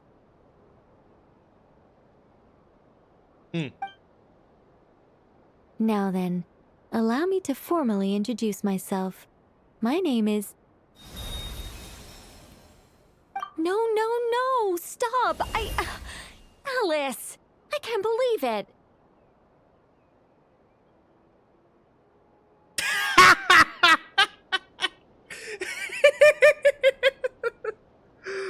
Ah! Was that supposed to be a fourth wall break right there? I had a whole speech prepared. I'd agonized over every single word. She always picks the worst moments to ruin other people's plans. I'm so sorry about that. Alice took the liberty of devising some bespoke Oh, that was self-introduction magic beautiful. for each member of the Hexen Circle. But I could have sworn I deleted all of the triggering conditions for it. How did it bypass everything? Oh gosh, this is so embarrassing. This is a very different side of Nicole than what we're used to. Is she not used to face-to-face interactions? Don't worry about it. We've seen that introduction magic once already, so it wasn't too much of a shock. Please go on, Miss Nicole. We'd love to hear what you have to say. Damn, Llama. Or, well, communicate. Huh? Are they talking to this lady? But... Will you all promise to forget that horrendously embarrassing introduction? sorry, embarrassing. When? Vodka? Among the words that popped out just now is angel. Yes, my name is Nicole, and I am one of a very few angels who have retained both their preferred form and their power. The Traveler and Paimon should be no strangers to this concept. There is another of our kind in Natlan. They call her the Lord of the Night. Alright! Paimon remembers her! But we've never seen her in person. Yes. Well, I have retained more of my power than she. It's because I don't have a long-term duty to fulfill. To be more specific, no. We'll be here all day if I get into the specifics. So it wasn't Moving a fourth on. wall break. If I'm not mistaken, you are here placed? because you wish to learn how one might reach the moon beyond the sky. That's right. Is that something you can give us any guidance on? Yes, I do know a way. It began with the Hyperboreans, who lived after the War of Funerary Flame. Blank looks. Maybe I should start with the background of the war. Or maybe not. It shouldn't be an issue. I'll fill in the gaps for you when we have more time. Anyway, after that war ended, the three moons retreated to beyond the false sky. The Hyperboreans were humans I once aided. They accepted the civilization and creations bestowed upon them by the angels. But despite accepting many blessings of the angels, many among them still held on to their faith in the moons. They were reluctant to accept the new order, even after the War of Funerary Flame.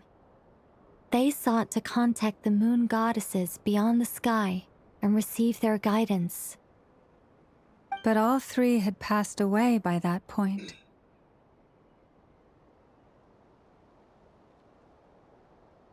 This mage has a unique method of communicating. Is she talking about the moons? Yes, but they did not know. And so, still they prayed for the moon goddess's mercy. After building titanic structures that consumed vast amounts of Kuvaki, at last they glimpsed the moons and heard their voices. But of course, they were gravely disappointed. For it was then that they realized the three moon goddesses were dead. Oh, that's such a sad story. It is. Humanity was in a very sorry Wow, state just at as that I time. said it. The angels who had once aided them were gone, and the war of funerary flames had left them homeless and destitute. Just a second, I gotta ask. How relevant is all this history to the task at hand? Well, I mean, it's...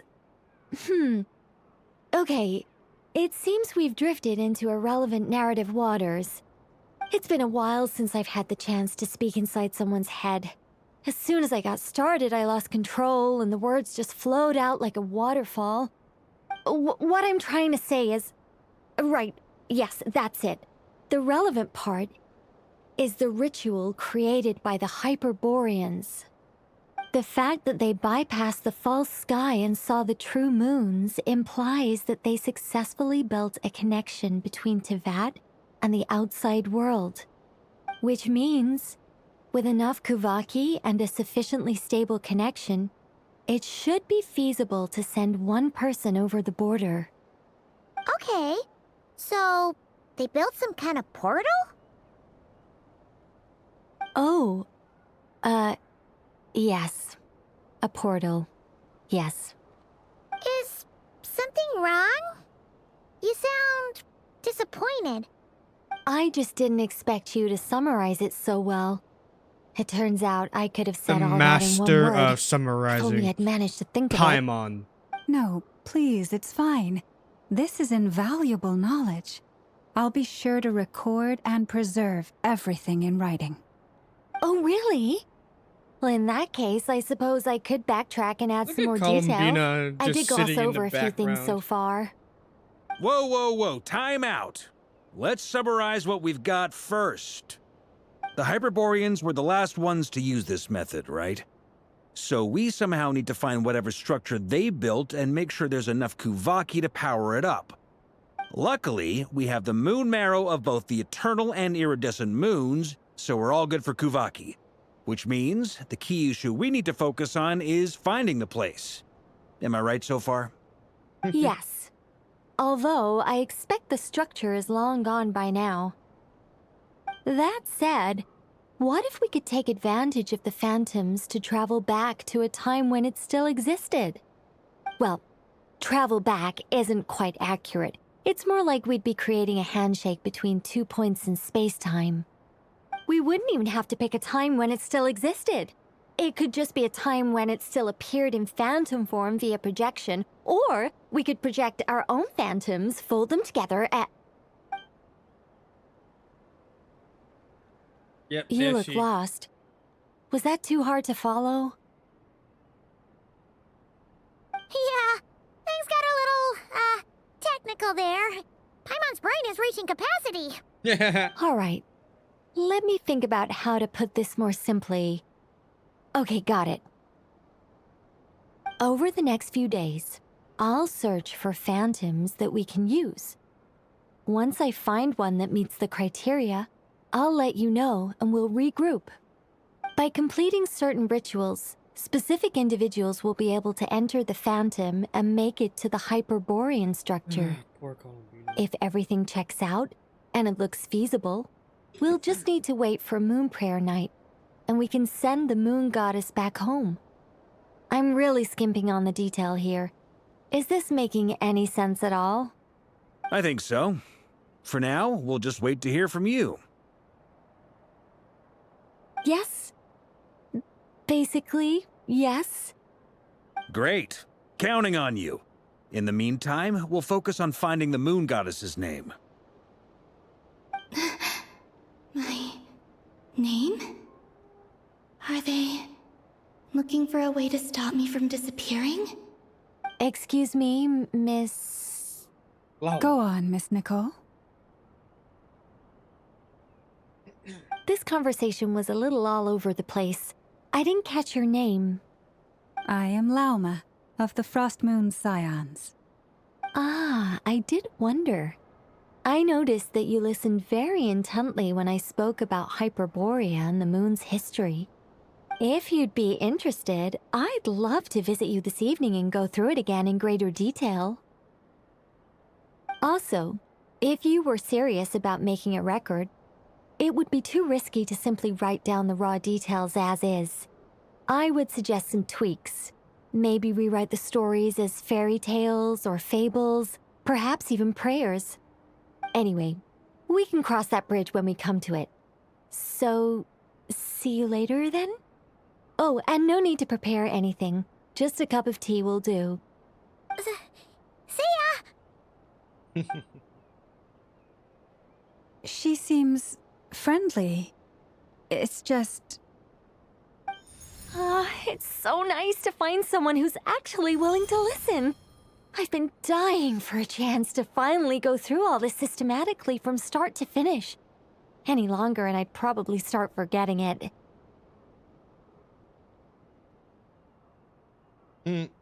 Columbina kicking the ground. That's so cute.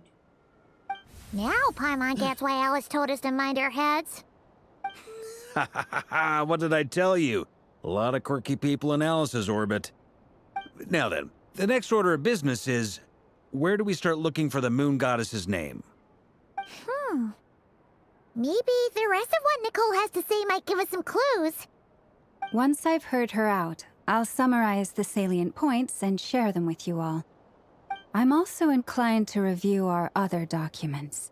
Yes, our faith was first established by our Hyperborean ancestors, but many of the more factually accurate records are from after Kutar's birth. I have a hunch that the Fatui might know something. Sounds like we're gonna follow Columbina's journey through Devat, huh? In that case, we'll start by heading to the Frost Moon Enclave. Sounds like a plan. Take this with you. I'll see about getting in touch with the Fatui. It'll probably just be Arlecchino and Sandroni again. They're the only ones who would want to help. Thank you, Mr. Varka. Ha ha ha ha ha! Don't mention it. Honestly, I'm more comfortable dealing with the Fatui than prying into the details of a young lady's childhood. Catch you later. I should follow them, just in case there's some way that I can help. Yes. But first... Just... Oh, okay. Transfixed!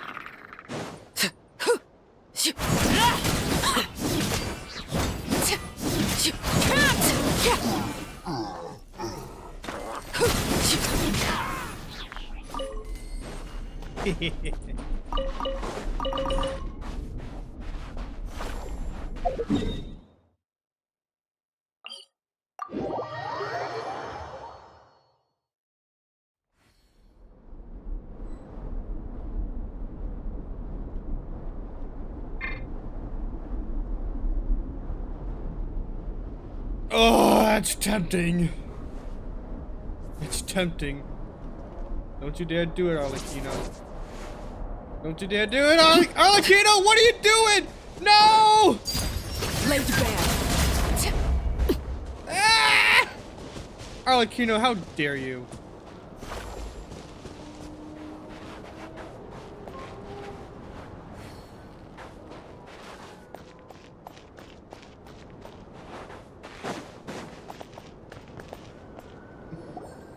A while ago, I took the time to organize all documents in our possession that pertain to Kutar. What you see here is the material I consider reliable. You're saying there's unreliable material too? Yes. Most of the information we have was transmitted through an oral tradition. Inevitably, some of her stories were mythologized and deified over the years through countless retellings. That's why I organized them into reliable and unreliable. There's no sense seeking answers in history unless we can ensure the veracity of the historical record. Makes sense. All right, let's take a look through.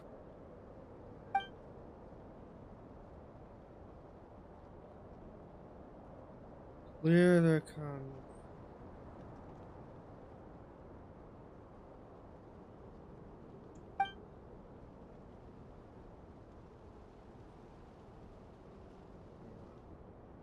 Back up. Patient in these texts. Going. Almost all these records refer to Kutar instead of Columbina. Although neither of those is her real name. Paimon's not sure what point she's trying to make. What we can gather from these records is that the Frostmoon Scions worshipped her as a god, placing impossible expectations upon her. I cannot fault them for their earnest faith, but for all their devotion, worshipping her day in, day out changed nothing. I imagine that none of it resonated with Columbina. It wouldn't surprise me if, even back then, she had already begun to reject the name Kutar and everything it represented. Lama speaks the truth. When I heard them call upon Kutar with hope and expectation in their voices, they may as well have been calling upon somebody else.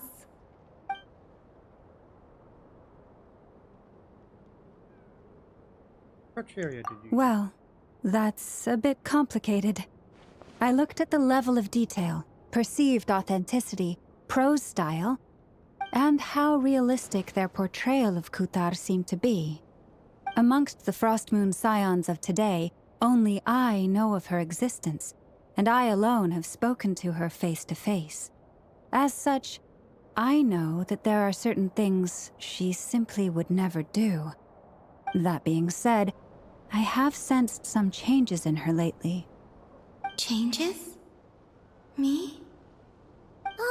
Seems like this is getting us nowhere. For what it's worth, why don't we check the unreliable sources too? Sure. Give me a moment.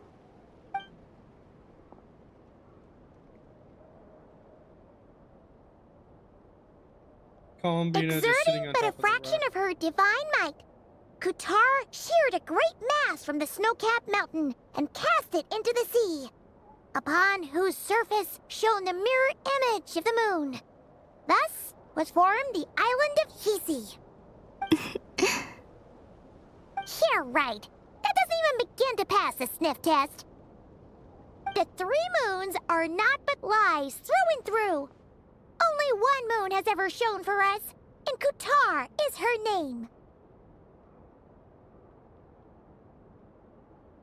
We've heard something like this in your map. The vast majority of ancient texts are filled with fanciful tales like these. I trust you understand my criteria a little better now. Kutar did not speak, merely gazing into the distance in silence. And where her gaze landed, this was her prophecy. Clearly, whoever wrote this text never even met Kutar. Otherwise, they'd know that her eyes are always closed. What about you, Traveler? What are you reading? It's like in collection, anecdote.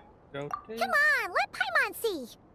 The child wished to build a wooden nest with which to shield a fledgling bird from the cold. But being so young and lacking in strength, the child could not snap the branches from the trees. Kutar was passing by.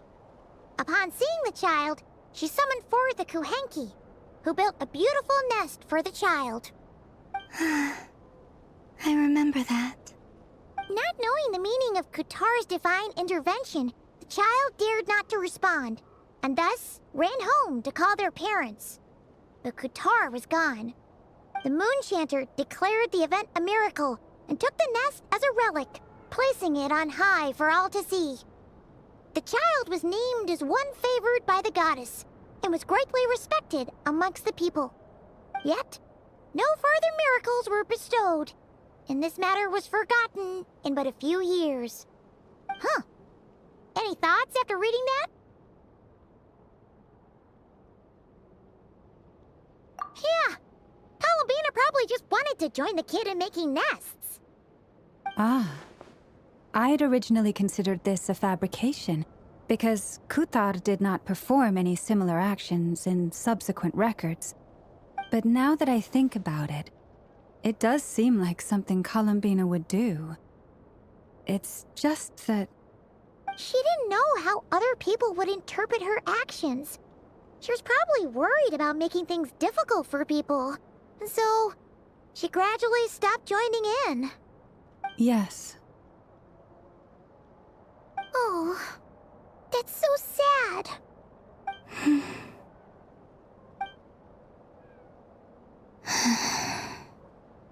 And now, I can make no such gestures of warmth, even if I want to.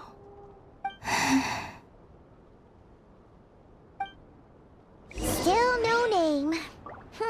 That's a bit of a shame. But we did learn some interesting stories. That's gotta count for something. Varka said he was gonna set up a meeting with Arlecchino and Sandrone, right? Let's go back to Nasha Town and see how he's doing.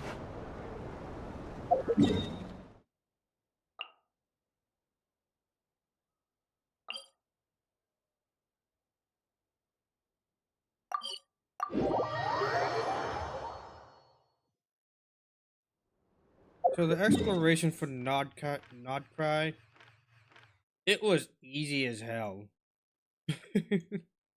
So easy.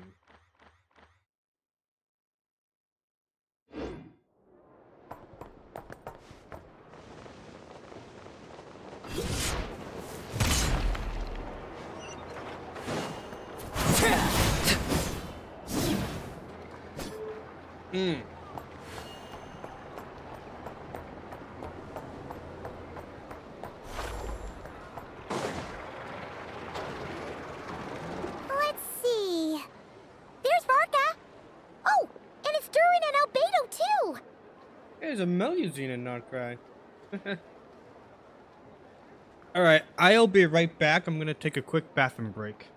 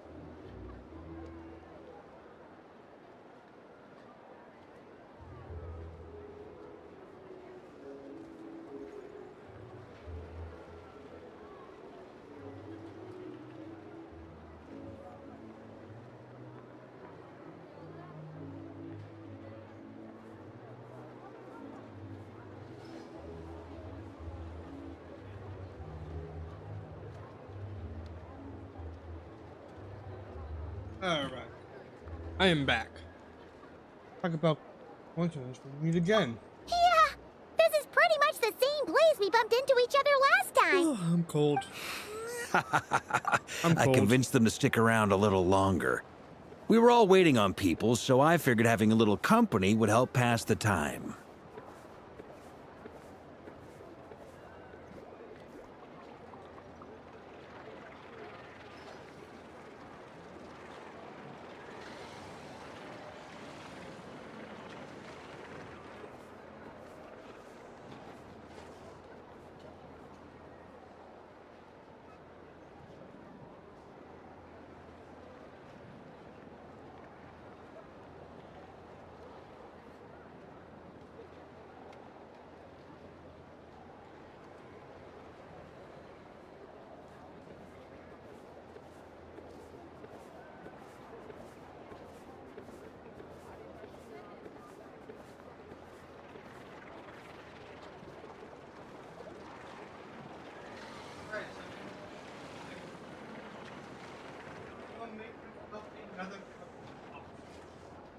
A little something extra.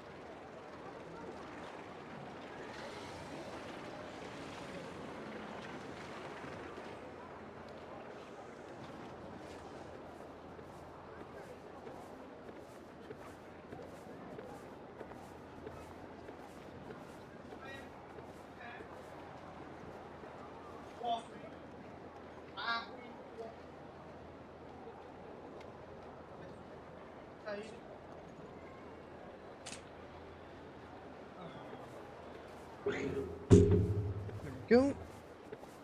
Comes back on. And auto.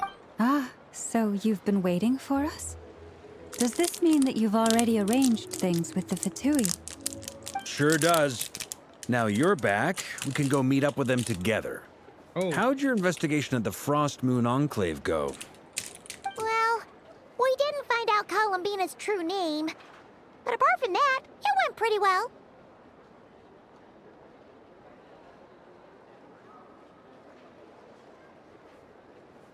Learned some stories from her earlier. Aha, just as well that I didn't tag along then. I'm sure our moon goddess wouldn't want every man and his dog knowing all about her private life. Still, desperate times, desperate measures, I guess. Someone had to do it. So, Varka was waiting on us, but what about you two? Are you waiting for Alice? Oh, no. We already met with her. We discussed that experiment I mentioned to you last time. Oh, and she also handed me this communication device. Looks familiar. That's right. I understand she informed you about the relationship between the phantom phenomena and Tevat's borders, yes? She wants me to help her with some more experiments on that front. She said that she'll contact me through this device with more information. Ah, I see. Following instructions and making observations. Pretty common research method. Takes me right back to Albedo's lab. Wait, then who exactly are you meeting? Someone you know. Albedo's met him too. But I don't think Miss Lauma or the Grand Master have been introduced.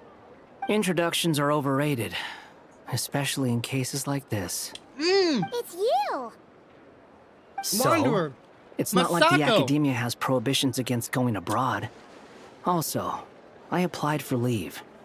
I've been writing to Hat Guy since obtaining a human form. I've already brought him up to speed on everything that's been going on in Nodcry. Wait. Guy?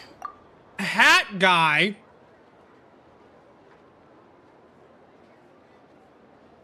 Okay.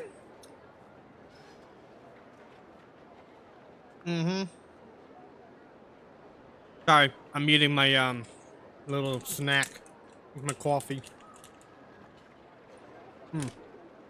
Delicious marshmallow and chocolate on a stick, like with those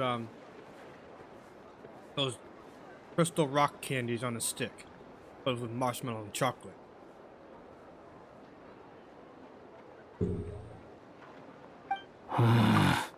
Yep.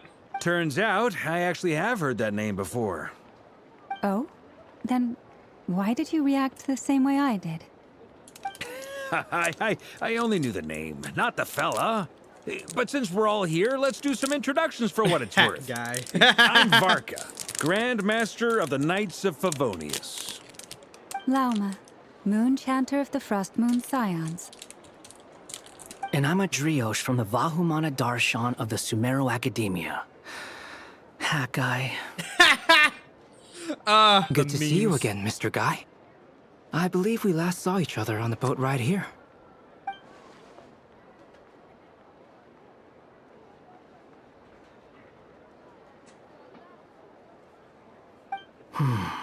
Mind you, the only reason I came here is because there's someone I want to look into. Who's that? The Doctor, also known as Dottore, second of the Fatui Harbingers.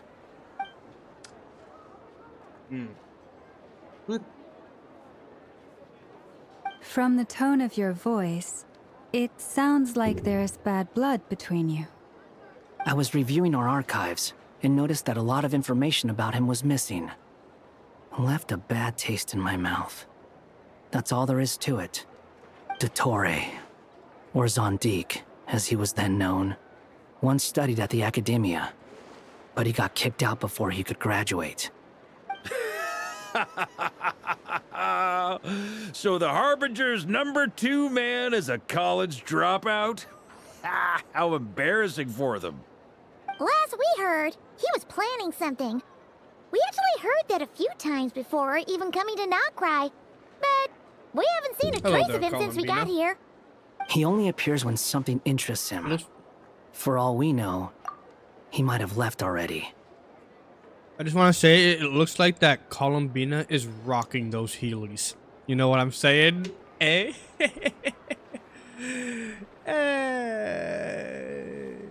Yeah, kill me. But the fact he did something here at all is worth noting. It'll fill a couple extra lines in his file. Why does it sound less like a file you're writing and more like a criminal record? Anyway, we were just about to meet 2 of the other Harbingers. Want to come along? You might learn a thing or two about him there. Sure. Even though they're harbingers, well, they're old acquaintances of ours, so, you know, when you talk to them, try to be... I got it. The Frost Moon Scion's relations with the Fatui remain tense. Forgive me if I do not attend. That guy. In that fucking case, got me. we'll continue assisting Miss Alice with her experiments. Good stuff. Everyone's having a fruitful time. All right, we better get going. I'm I'll gonna lead grab the way. one of the more of those snacks.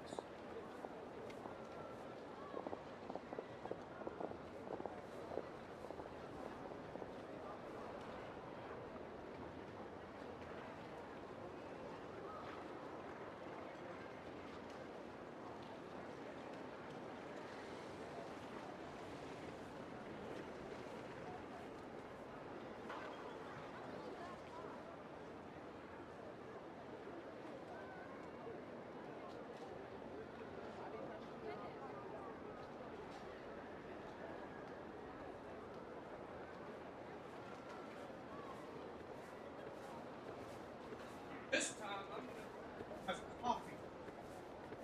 My hazelnut flavored coffee with 3 sweetened loaves.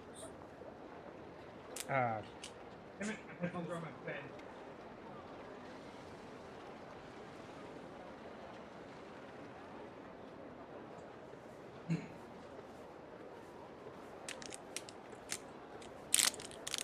Alrighty then. Let's see. Come on.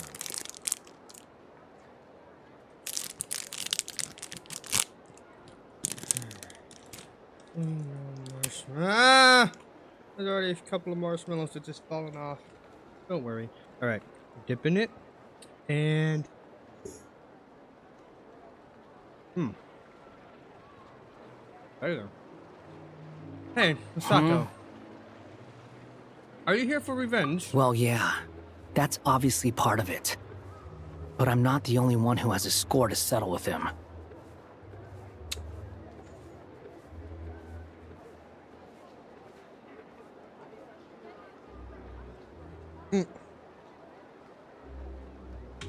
Neither you, nor Lesser Lord Kusanali, nor I want to see him meddling with things again.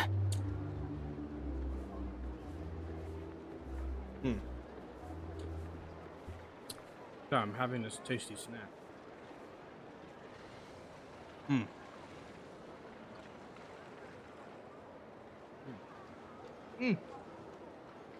Piece of marshmallow got stuck in my mustache.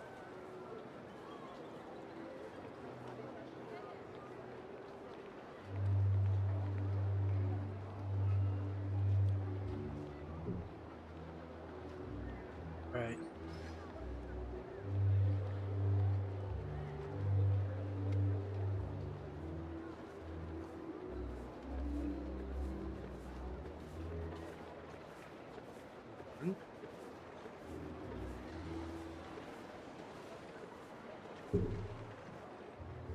And I wipe my mouth with a knife. Cough that off. And stuck in my mustache. Good. Fair enough. One other thing. What's the hurry? Don't worry. Pigeons always know which way home is. Migrate. And yeah, they do know what's wrong.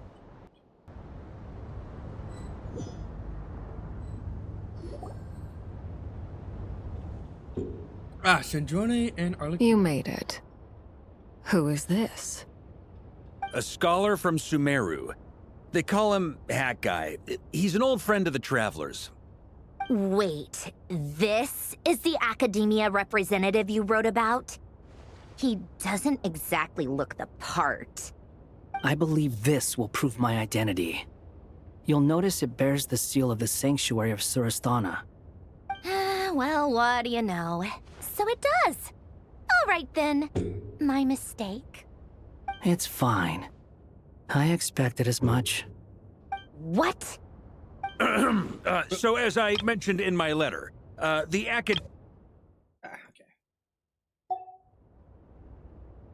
hang on. So as I mentioned in my letter, the academia got its eyes on Dork or whatever. but this matter remains top secret. Apart from those assisting in the investigation, the fewer people who know, the better. If anyone asks, I'm here in Nodcry to pursue my personal academic interests. Gotta say, Varka, you did pretty well to keep all this under wraps for so long. Sounds like you got in touch with the academia about this way back. You flatter me. Alright, you're all harbingers. Where do I even start? Remember that time we fought Rerir at Star Sand Shoal? He sure let me have it then, didn't he? I'll bet Dottore had that all sketched out, with me as his convenient little pawn. He could not care less about us if he tried, but hey! The feeling's mutual. Does Dottore really strike you as the sort who values his relationships with his colleagues? Fair point. Definitely not. Which is why I always keep my guard up whenever he starts making suspicious moves. To that extent, our motivations align. On top of which, I consider you trustworthy people. Now, back on topic. In the wake of the Reikir of Solnari episode, Sandrone and I grew suspicious about Dottore's complete inaction during the entire affair. So we tried to find out what he'd been up to, but unfortunately to no avail. He never lets anyone in on his plans. The more he cares about something, the more secretive he gets. Indeed. Perhaps he believes that by keeping a low profile, he can avoid trouble. But that trick isn't going to work on his colleagues. Yeah, I mean, he's been researching the ancient moon's remnants. And he's been trying to get his paws on the moon marrows. Only an idiot would believe he doesn't have something more planned. With this in mind, I returned to Snezhnaya and relayed my thoughts to Her Majesty the Tsaritsa, entreating her to have him recalled. That's pretty direct. Did the Tsaritsa agree? Yes. I made it abundantly clear that the Fatui's business in Nodcry is almost concluded, and we do not need 3 harbingers in this territory. Her Majesty concurred. Accordingly, Dottore has returned at her orders. I imagine he is continuing with experiments, which no one besides he would ever have any interest in. Common sense might mean nothing to him, but he's not stupid. He knows that no good can come from opposing the Tsaritsa. Smarts alone won't get him all the way.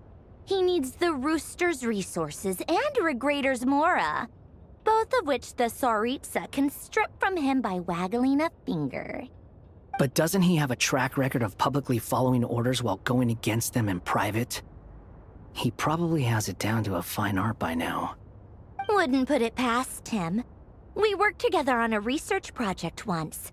Only briefly, but it was enough to show me that we're fundamentally different people. He has no interest in doing things methodically, stage by stage. His thoughts jump all over the place, and the moment his curiosity is satisfied, or he gets the results he wants, he disappears. The only similarity we share is that, once we set our minds on doing something, we will see it done, whatever it takes. Oh, we definitely saw some of that in your battle with Rerir. You got so competitive. Ugh, do not remind me.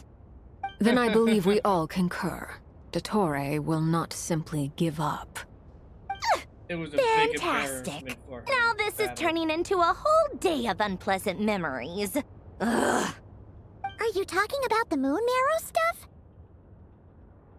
He also strikes me as the kind of person to disregard experimental regulations, ruin all the equipment, and go way over budget. Then leave the first person he can find to deal with the fallout. Exactly. This one time, he was running some high-temperature experiment and the substance exploded. But does he care? No. He orders his subordinates to open the device so he can observe the results, which causes the gas inside to leak out. That gas was poisonous. If I hadn't been there, who knows how many people might have died.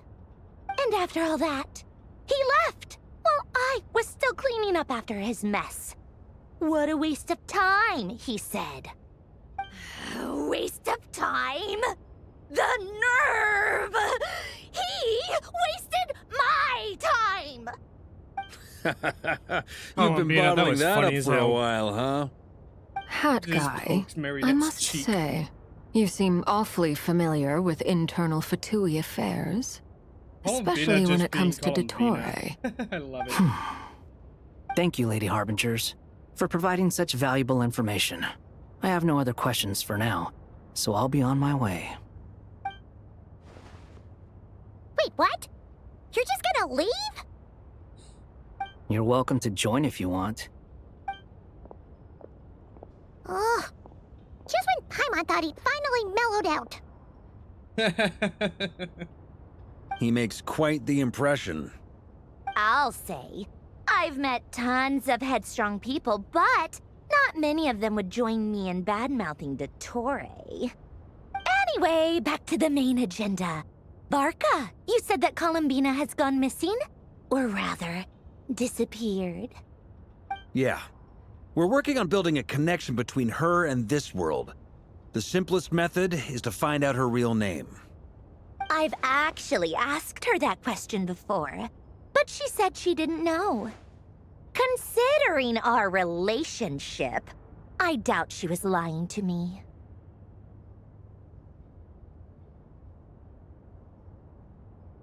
As far as I recall, she was never dispatched by Her Majesty to claim a gnosis or anything like that.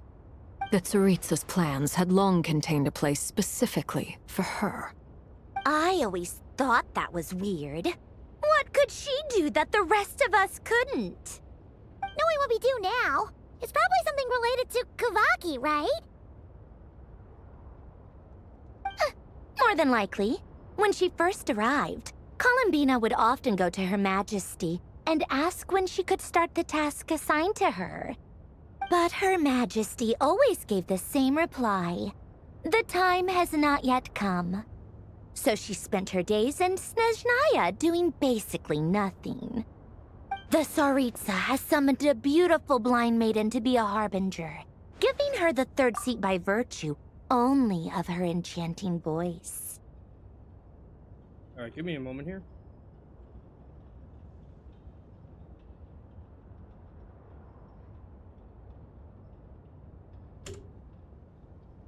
Oh.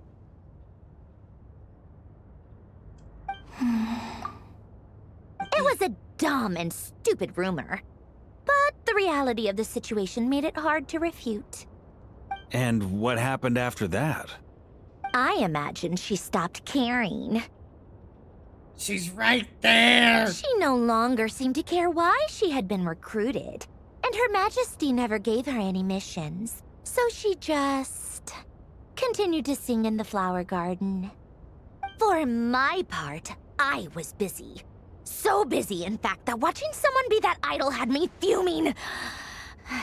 But still, I got the sense that she had long been used to a life of other people claiming she was needed when she wasn't. I just felt that having a place to stay would cost me something eventually. And so I waited quietly for the day that I would have to pay the price. And on the other end of that spectrum, you had me. Someone once told me that I had the lousiest work and the toughest luck. That's a good way of putting it. I forget who said it. but those words have always stuck with me. Sounds like something that would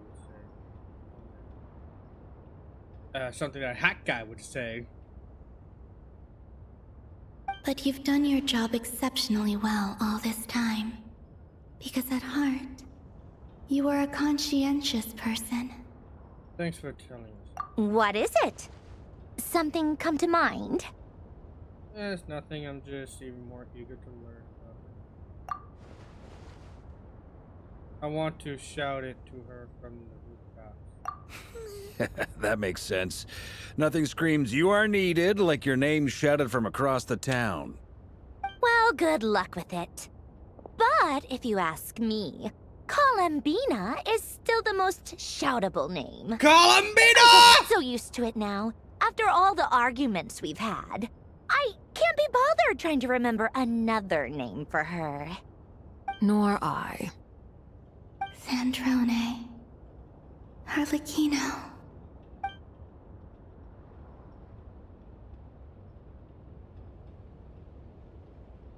It's a Sealy? Sealy! Does that mean Nicole has news for us? Ladies, I thank you for your hospitality. If the chance ever comes up, I definitely owe you both a drink sometime. I'm sure it will. You can make your own way out. Heck, you've been here enough times, you probably know your way around better than I do. Take care, everyone. Okay, time to do what adventurers do best. Follow that Sealy! Yep. Since day one of Genshin Impact, we've been following Sealy's.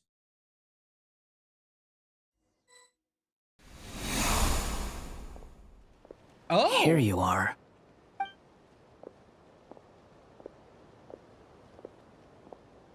Oh, hat guy. How come you're back so soon? Did things go all right with the Fatui? Fine. Dotori's been summoned home by the Tsaritsa. Couldn't get much more than that. How about you? Any progress with the investigation? Unfortunately not. We've tried everything. Different phantoms, different locations, different points in history. But the results are the same each time. Abyssal monsters roaming the land. People crying out in despair, with no hope of being rescued. Every time I see it, I can't help but think, is this what it was like in Mondstadt when Dragonspine Durin attacked? And, if I fail in the task I've been given, will I create yet another tragedy? That's just meaningless speculation. When we encountered similar phenomena previously, I tried to interfere with those illusions, using sounds and lights to guide them. However, we could not change their fates. At most, we were able to extend their existences. The events of the past are like fate that has been written into Irminsul. There isn't a living thing in Teyvat that can escape its past. But Miss Alice instructed us to try to find ways to change the outcome that these phantoms face. It's an impossible task. Can't you just refuse? Since she asked us to do this, I feel like it can't truly be impossible. Or if it is, well, mages can make the impossible possible. I could not have been born as Durin otherwise. But you also said that your past 39 attempts were fruitless. That's true. But you're still going. Yes. After this many futile attempts, surely you realize that you're not doing this because you still believe what some mage told you. Logic. It's because you want her hypothesis to come true. It's something you wish for deep inside. So, think for yourself about what you want to do. As long as you don't believe it's futile, it isn't. Yeah. Previous experience indicates that we cannot touch the phantoms, which limits the effectiveness of our interventions. If we want to clear this hurdle, we need to break this rule somehow. Same thought here. Following the same rules means repeating the same failures. reducing ourselves to mere playthings of fate. So you mean we need to figure out a way to make contact with them despite knowing that we can't? Yes, and I suspect that's something only you are capable of. Everything in Tevat is logged in Irminsul, but the withering that once occurred in Sumeru was a sign that the Great World Tree was being corrupted. This corruption allowed things that should not have existed in Tevat to appear. This is tantamount to rewriting reality to an extent. You're saying abyssal power might be able to affect those phantoms? No one's ever tried it before. If you're gonna try it, it'll take courage. And you have to be confident that you can control it. Is anyone there? Has anyone seen my daughter? She's missing. I have to find her. I hear someone inside. Spargana? Are you in there? Ah! If I can use my abyssal powers to warn him that there is danger here, maybe it'll change his decision. Maybe he'll stay away. Yes. The important thing is not the nature of the power, but rather how you use it. To intimidate and obstruct. Sounds about right for the Abyss. Let me try. I should be able to influence that thing. Alright. Have you seen a little girl? What? This isn't the time for that! Just run!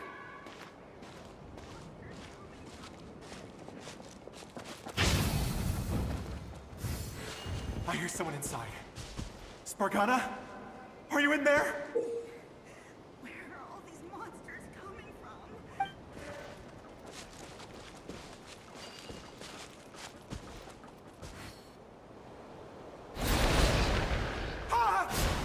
Shit! Have you seen a little girl? I failed. What? This isn't the time for that! Just run!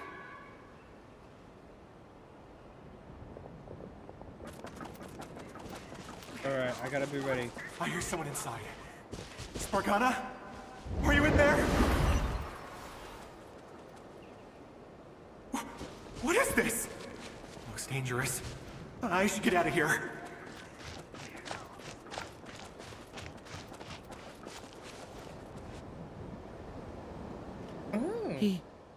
He really left.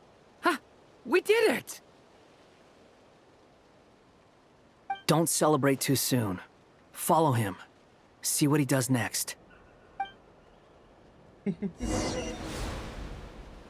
Monsters approaching from the front.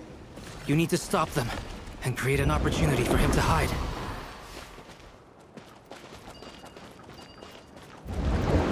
Oh, there's monsters ahead.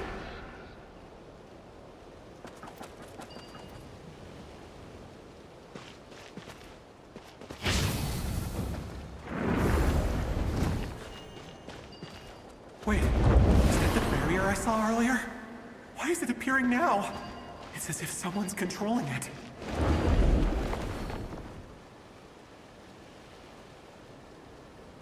The monsters are gone. Is it safe?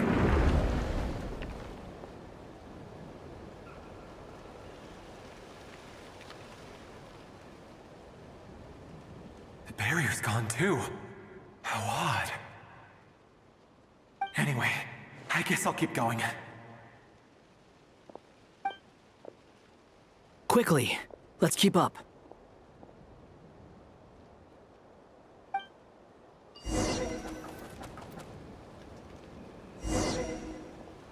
Wait, there was someone else here?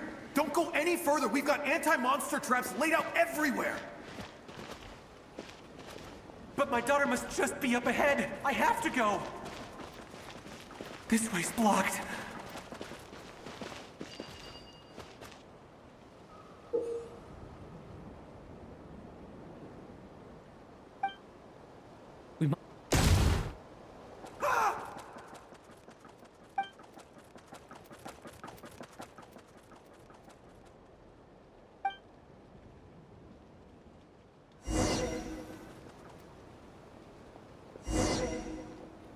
Wait, there was someone else here? Don't go any further. We've got anti-monster traps laid out everywhere. But my daughter must just be up ahead. I have to go. This way's blocked.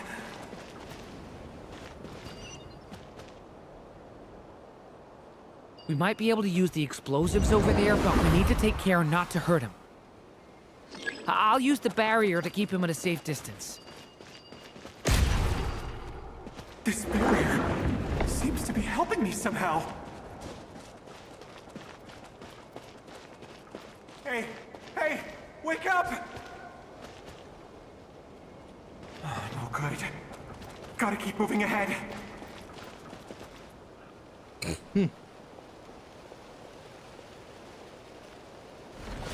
So many monsters!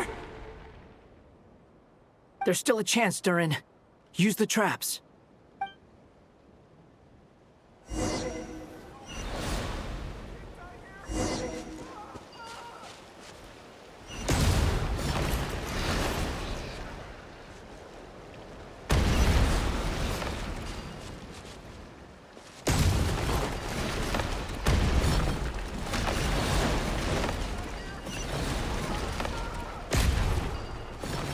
Oh shit! Help me!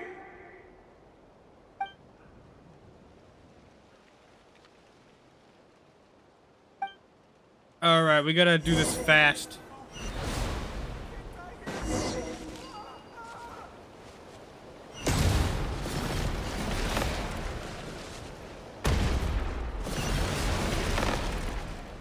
Okay. Boom.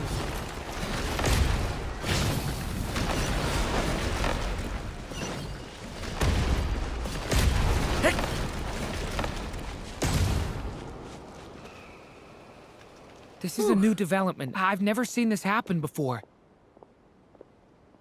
We might just be able to save this person.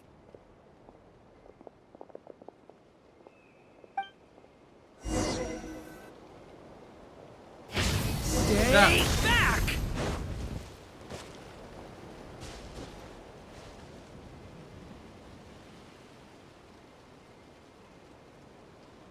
Hello there. Have you seen my daughter? Spargana's her name. She's carrying a large backpack. Get out while you still can, you fool. You won't find any survivors here. But I can't just leave her here. She must be so scared right now. Sorry. Wish I could help, but I haven't seen her. You'll just have to keep looking. Okay, thank you. If I do find her, I'll get her to shelter and come back for you. Don't bother. I've got nowhere left to go.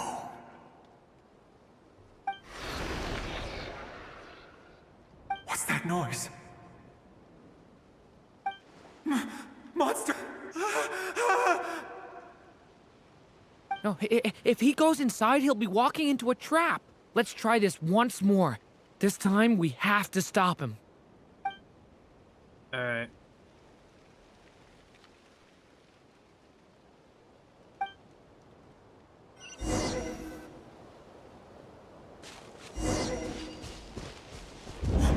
Why? How will I know where Spargana's gone like this? You know what? I'll trust this strange barrier. It's gotten me this far after all.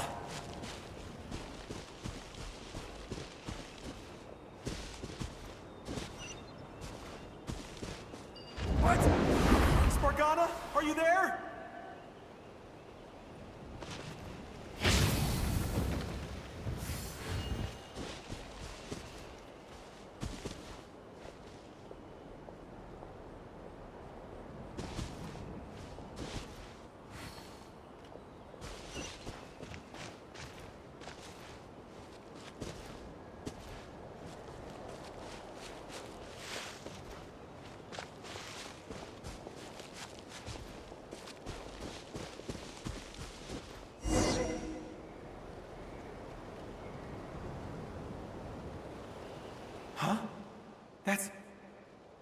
like one of my daughter's books!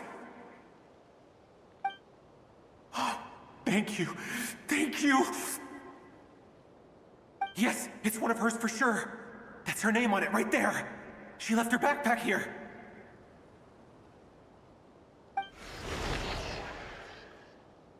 Durin, just like last time.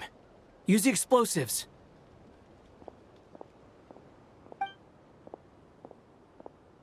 Go.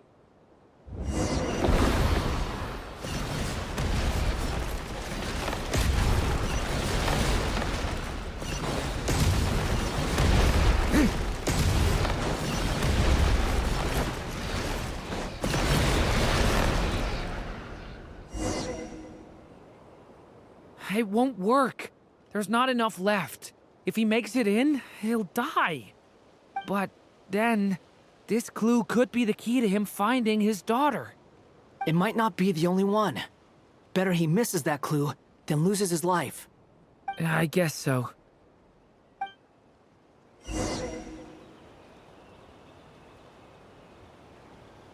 Stop him, Durin. We can't let him get any further in. That's my daughter's book! She's passed this way! Why? Why won't you let me go in? I've searched and searched and searched just for this! But how will I find her without any clues?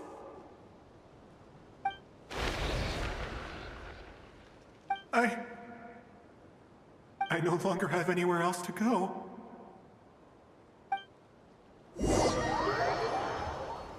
Well, shit.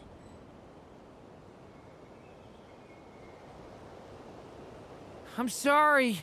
I'm so sorry. He refuses to go anywhere else. Whether he opens this door or not, all that awaits him now is death.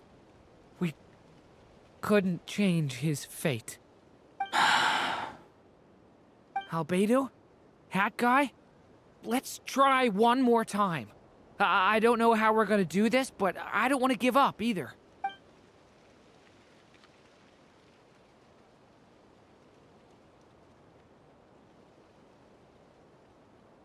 Why am I here?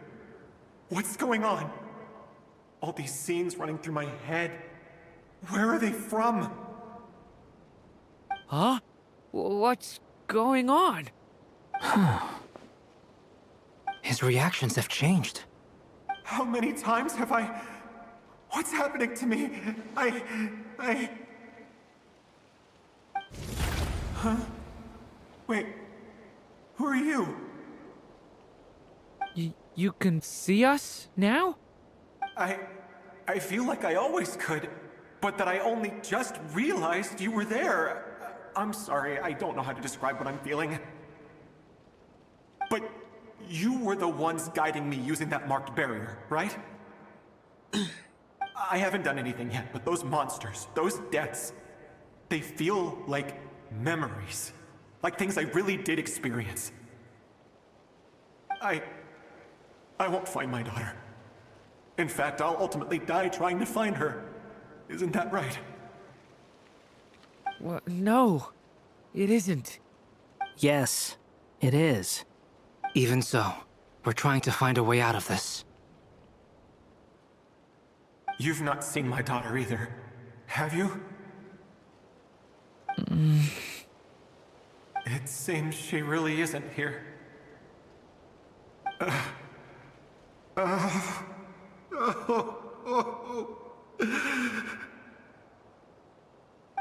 I'm sorry we couldn't help you.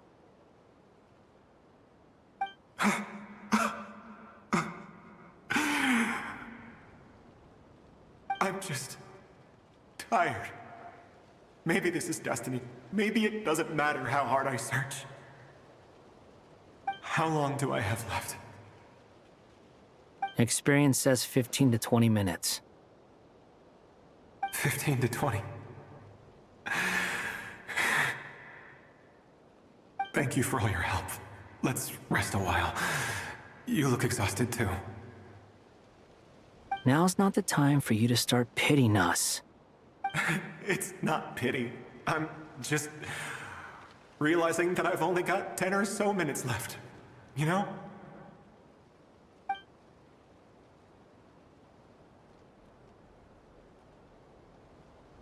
You say you're from Mondstadt, yes? A place with windmills, where people enjoy limitless freedom? And you're from Sumeru, where they've built an academy into a giant tree?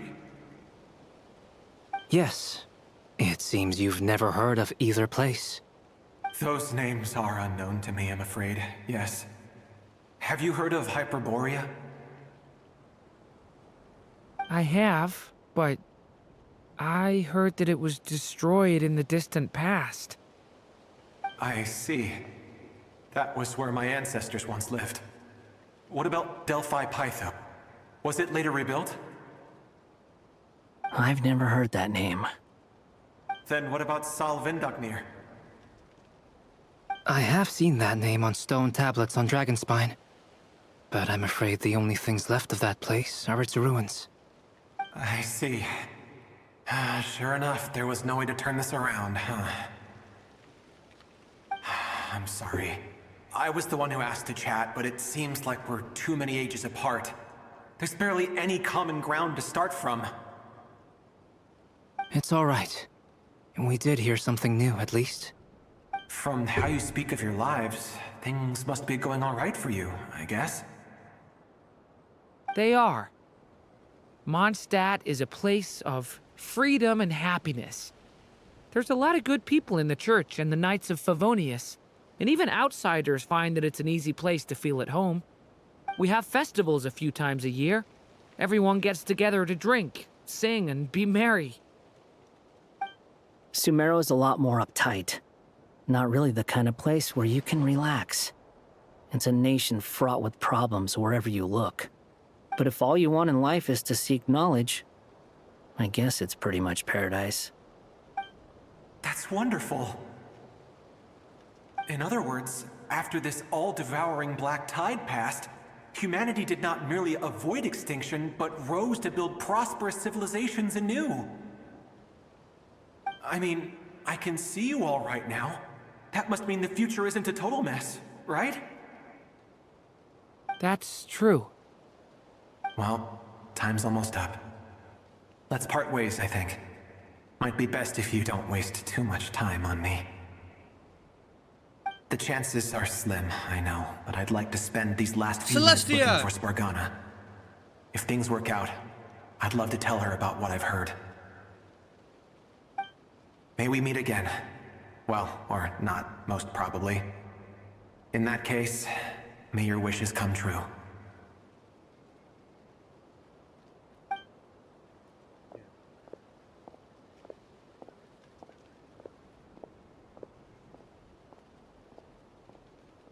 He's gone. In a few minutes, he will meet the end that was his to begin with. The ending of this tale did not change, but I believe that we've just made the most progress we have yet. May your wishes come true. If only it were so simple. Hat guy, could I ask you a question? Hat guy, I fucking love it. You've never talked about your past.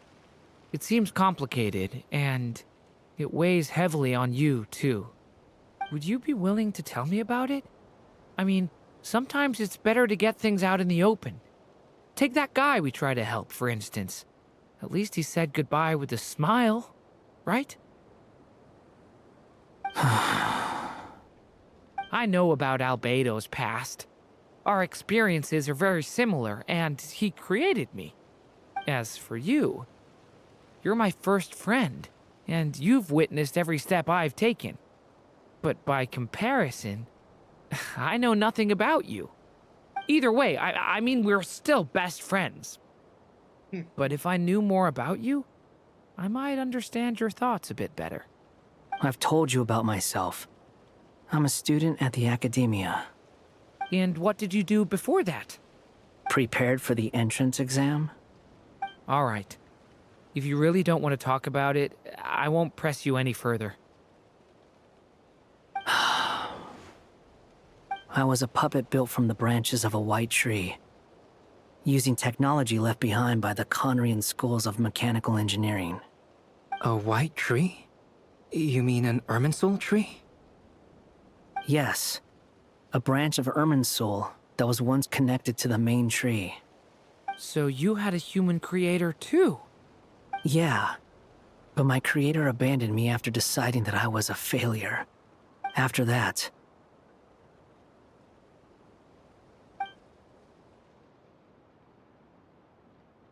That guy. Durin. Resisting the influence of the Abyss, suppressing the urge to destroy, trying to do the right thing. None of these things are easy. But no matter how hard they are, trying to rewrite past wrongs is far harder. You asked me if you would create a new tragedy if you failed. I told you there was no point speculating about that. But the real answer is, yes, you absolutely will. That guy. But at least you've got people here to help steer you away from the wrong path. So, just keep aiming towards the light. I will. I promise. All right, break time's over. Oh. Hello? Durin speaking. Hello, friends, it's me. What have you been up to, I'm detecting some unmistakable fluctuations here at the border. The amplitude isn't particularly high, but they're completely different signals from the ones before, and the scale is comparable to those I've detected previously. Alice, we were unable to save that person. However, he appears to have retained a portion of the memories gained through that cycle, and was able to hold a conversation with us. I see. Well, that is rather odd indeed. It definitely merits further attention. Could I trouble you to keep trying the same approach? I need to gather some more data. Counting on you. I should probably have Nicole come and check this out as well.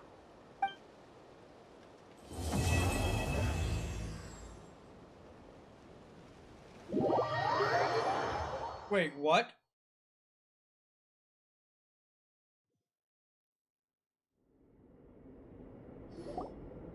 There you are. I was worried you might stop to collect treasure chests opened by the Seelie along the way. It would have taken you so much longer to get here. Another conversation I cannot hear. I am delighted to see that you understand what takes priority, and that your adventurer's instinct has not swayed your resolve. Really, I must applaud you for it.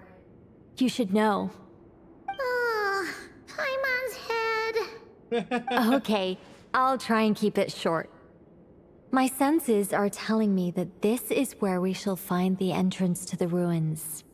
Oh, cool! Well, what are we waiting for? Let's open it up and see! Patience. This was a sanctuary of great importance to the Hyperboreans. A special process is required to open the gate. Oh! Like the place that housed the Eternal Moon's marrow? It was like the ancients were very fond of making tricky gate closers. Okay, so what's the plan? Almost 3 hours Need us to in. do anything? And just the short version, if you can. Ah. Alright then. I was planning to start with some background on the invention of these techniques. Are you sure you don't want to hear it? It's quite informative. Remember what you were saying about priorities? Fine. Simply put, we need 3 human representatives to successfully undergo a process of Kuvaki resonance. Think of it as a test from the 3 moon goddesses to see if the entrants are qualified, with the most recognizable qualification being Kuvaki. He's probably right there on the Pretty left sure side of the Llama screen. would ace Yep, that I was test. right. Oh, wait. But we need 3 people. I also have no doubt that the Moon Chanter would be qualified. But we would need 2 other people with the same constitution. Therefore, the most feasible method is not so much to follow the rules, but to figure out how the test functions and find a workaround. I've done some research, and it turns out the mechanism is rather crude. We'll simply need humans to stand before it who have sufficient Kuvaki energy within them. I'm with you so far. How do we get the Kuvaki in them? The easiest way would be transfusion. Take some Kuvaki from Nodcry's soil, put it into the bloodstream, and get it circulating in the body. So we're going to cheat on the test? Precisely. There are other methods, but this is the simplest one. Cheating the system is much easier than trying to hide from it. Huh? Ah! Sorry? Does the idea of cheating upset you, Miss Lauma? No, that's not it. I suddenly had an idea. Ooh, what is it? It's about Moon Prayer Night. I figured out a way for Kuthar to join in the festivities. Huh? But as Paimon said, we need to have our priorities straight. Let's get back to the test. I'll follow up with Nefer on the festival arrangements. Oh, okay. Anyway, is this really the best method we have? A Kuvaki transfusion sounds dangerous, no matter how you slice it. If you think that's dangerous, wait till you hear the other methods. I'd be more than happy to go through them if you'd like. There are several. No need, we're good. Let's go with this one.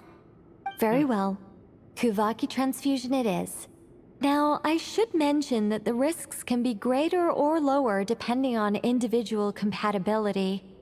It would be rash to simply infuse the Kuvaki and hope for the best. If the body rejects it, the reaction can be quite severe. The symptoms are similar to another condition that some people living here suffer from, known as congenital Kuvaki sensitivity.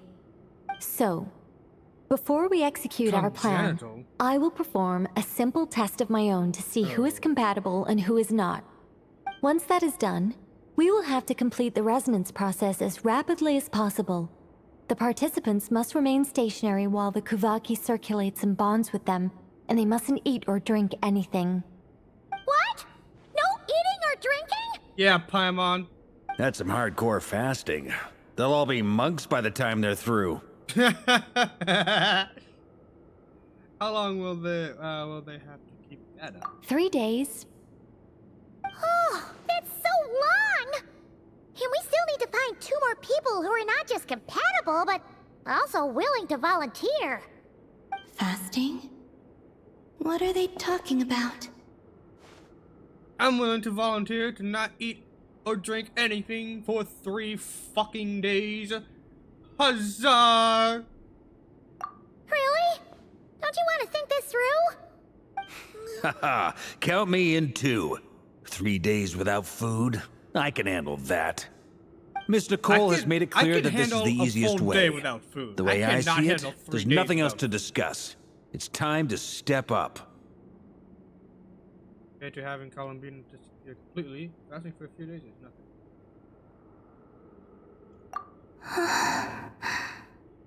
Yeah, you're right.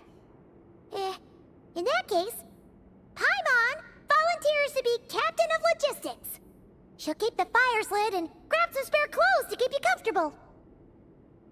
Then we'll start with you first, Traveler. Paimon is Please not step fitted forward. for this. She'll just, as soon as he gets hungry, she'll just eat and drink.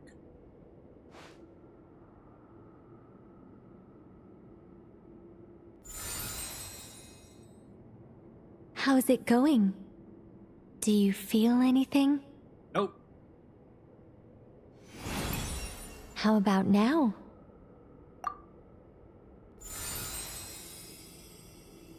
And now? Oh, nothing.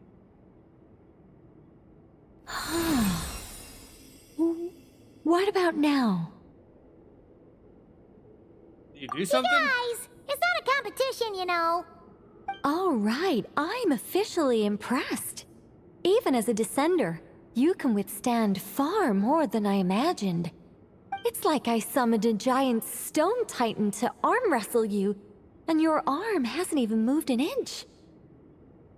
In my last attempt, I infused 5 times the amount of Kuvaki required. Yes, safe to say, compatibility won't be an issue for you. You're eligible to join. You're next, Mr. Varka. Sure, here goes nothing. All right, let's see. All right. I'll start where we left off. 5 times the required Kuvaki dose. Whoa, whoa, whoa. Hey, wait a minute.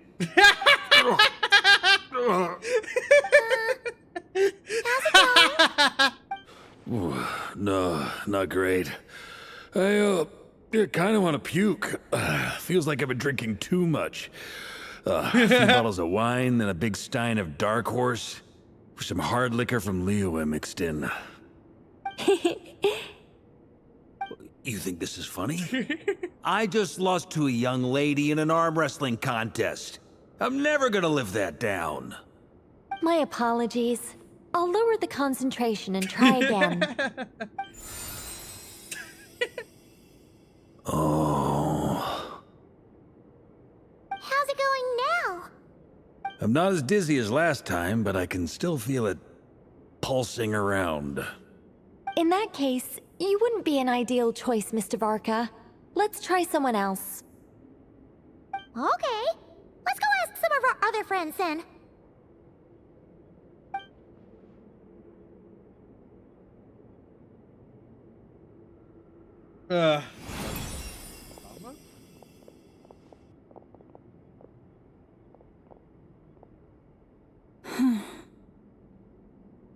No surprises here, Miss Moonchanter.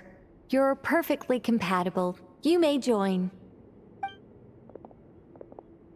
I'm having a feeling of Nefer.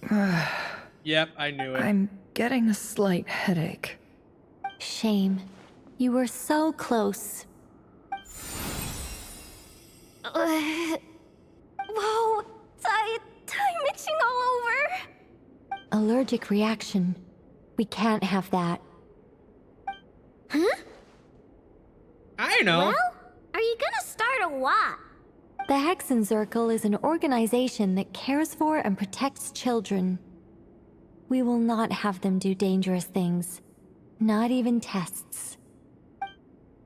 Hmm. He's a robot. Is something the matter?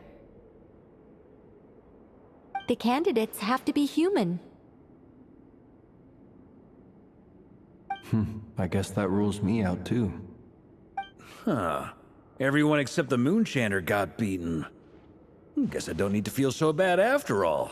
I mean, looks like this isn't gonna be as easy as we thought. Perhaps I could ask for volunteers among the Frost Moon Scions. I'll see about talking to some trusted Lightkeeper colleagues. Itlua springs to mind. In fact, I think we had some former Frost Moon Scions join our ranks recently. Can you give me the scientific explanation for how the test works? I can probably make some kind of test bot. Then we can just zip through Nasha Town, going up to people and pressing a button to check their status. Wouldn't that be way easier? No. Wow! No elaboration for once. How about I contact the Knights of Favonia's garrison in the Wave Chaser plane? Shame that Lohan's already left. And that guy's even tougher than I am. Strange. The Moon Goddess is clearly revered by many people. So why is she on the brink of disappearing? She mentioned that the world has rejected her from the very beginning. And when we fought the Reikir of Salnari, it seemed like she exhausted her power for our sake. Also, Paimon's not sure revered is the right word for how people feel about her. Gratitude, certainly. For my part, anyway. It's basic reciprocity. She helped us, so she deserves our help in return. Yeah. Even though she looked like she didn't care, she still saved a ton of people, including me. A review of the relevant data leads me to conclude that Miss Columbina is a good person. Yep, you bet! They really think so? I'm super surprised that Columbina isn't her actual name, though. I think it really suits her. It's light and graceful and... yeah, just a really pretty name. I know, right? Unfortunately, that's not our decision to make. Columbina. That was the code name the Fatui gave me. But it also came up in the song I heard when I was born. But is that really all there is to it? What do I truly think of my own name? Is there anyone left who will still call me by that name?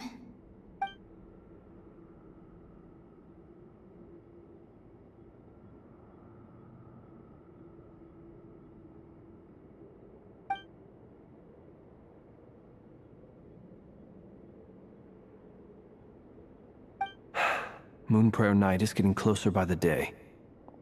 We're running out of time. We need to look for other candidates. Ooh, wait, is Arlecchino? Then allow me to try. Huh? What are you doing here? You contacted your friends via the Adventurers Guild. Sandrone has been keeping an eye out for something like that, so she informed me. Since I have the ability to accommodate a moon marrow, I should prove to be a suitable candidate. Arlecchino. When can we begin? I see. We can begin right away. How was it? Did you feel any discomfort? Not at all. Then it seems we shan't need to look for additional candidates after all. Cool. All right, like Paimon said, the rest of us can take turns making sure the three of them stay warm and comfy. Then, my job is to take care of the caretakers. I will ensure everyone receives food and accommodation. Alright. I think I'd be like in a coma for 3 days, like.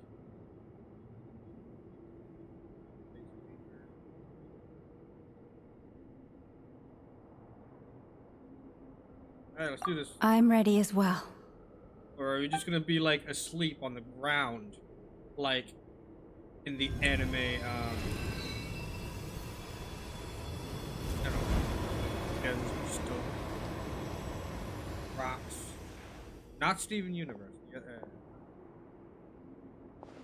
Land of Lustrous.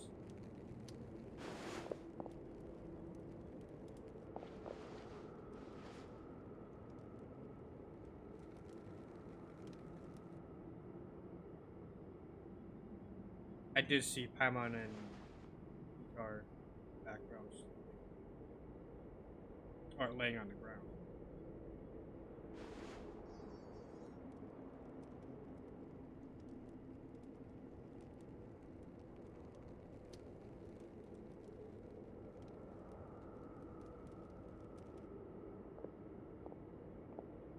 The work is done. The sacred scroll shut. The stars grow dim, the people silent. The white sun sets, the silver moon rises. O path to the temple, appear now before us.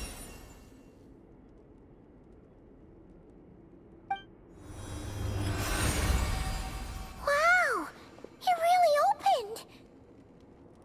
So that's what all this is about. They've been trying to open this gate. Come, let us enter. Wait. It might be best to eat something first. Take care to chew properly and swallow slowly. It will give your body time to readjust to the digestion process. They will head in soon. They will need to enter this gate.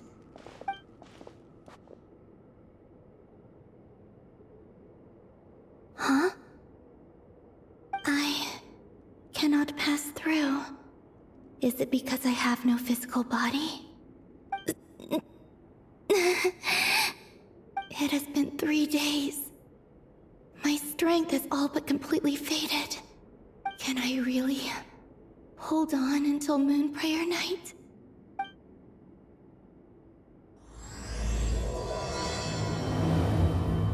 Alright, Act 6.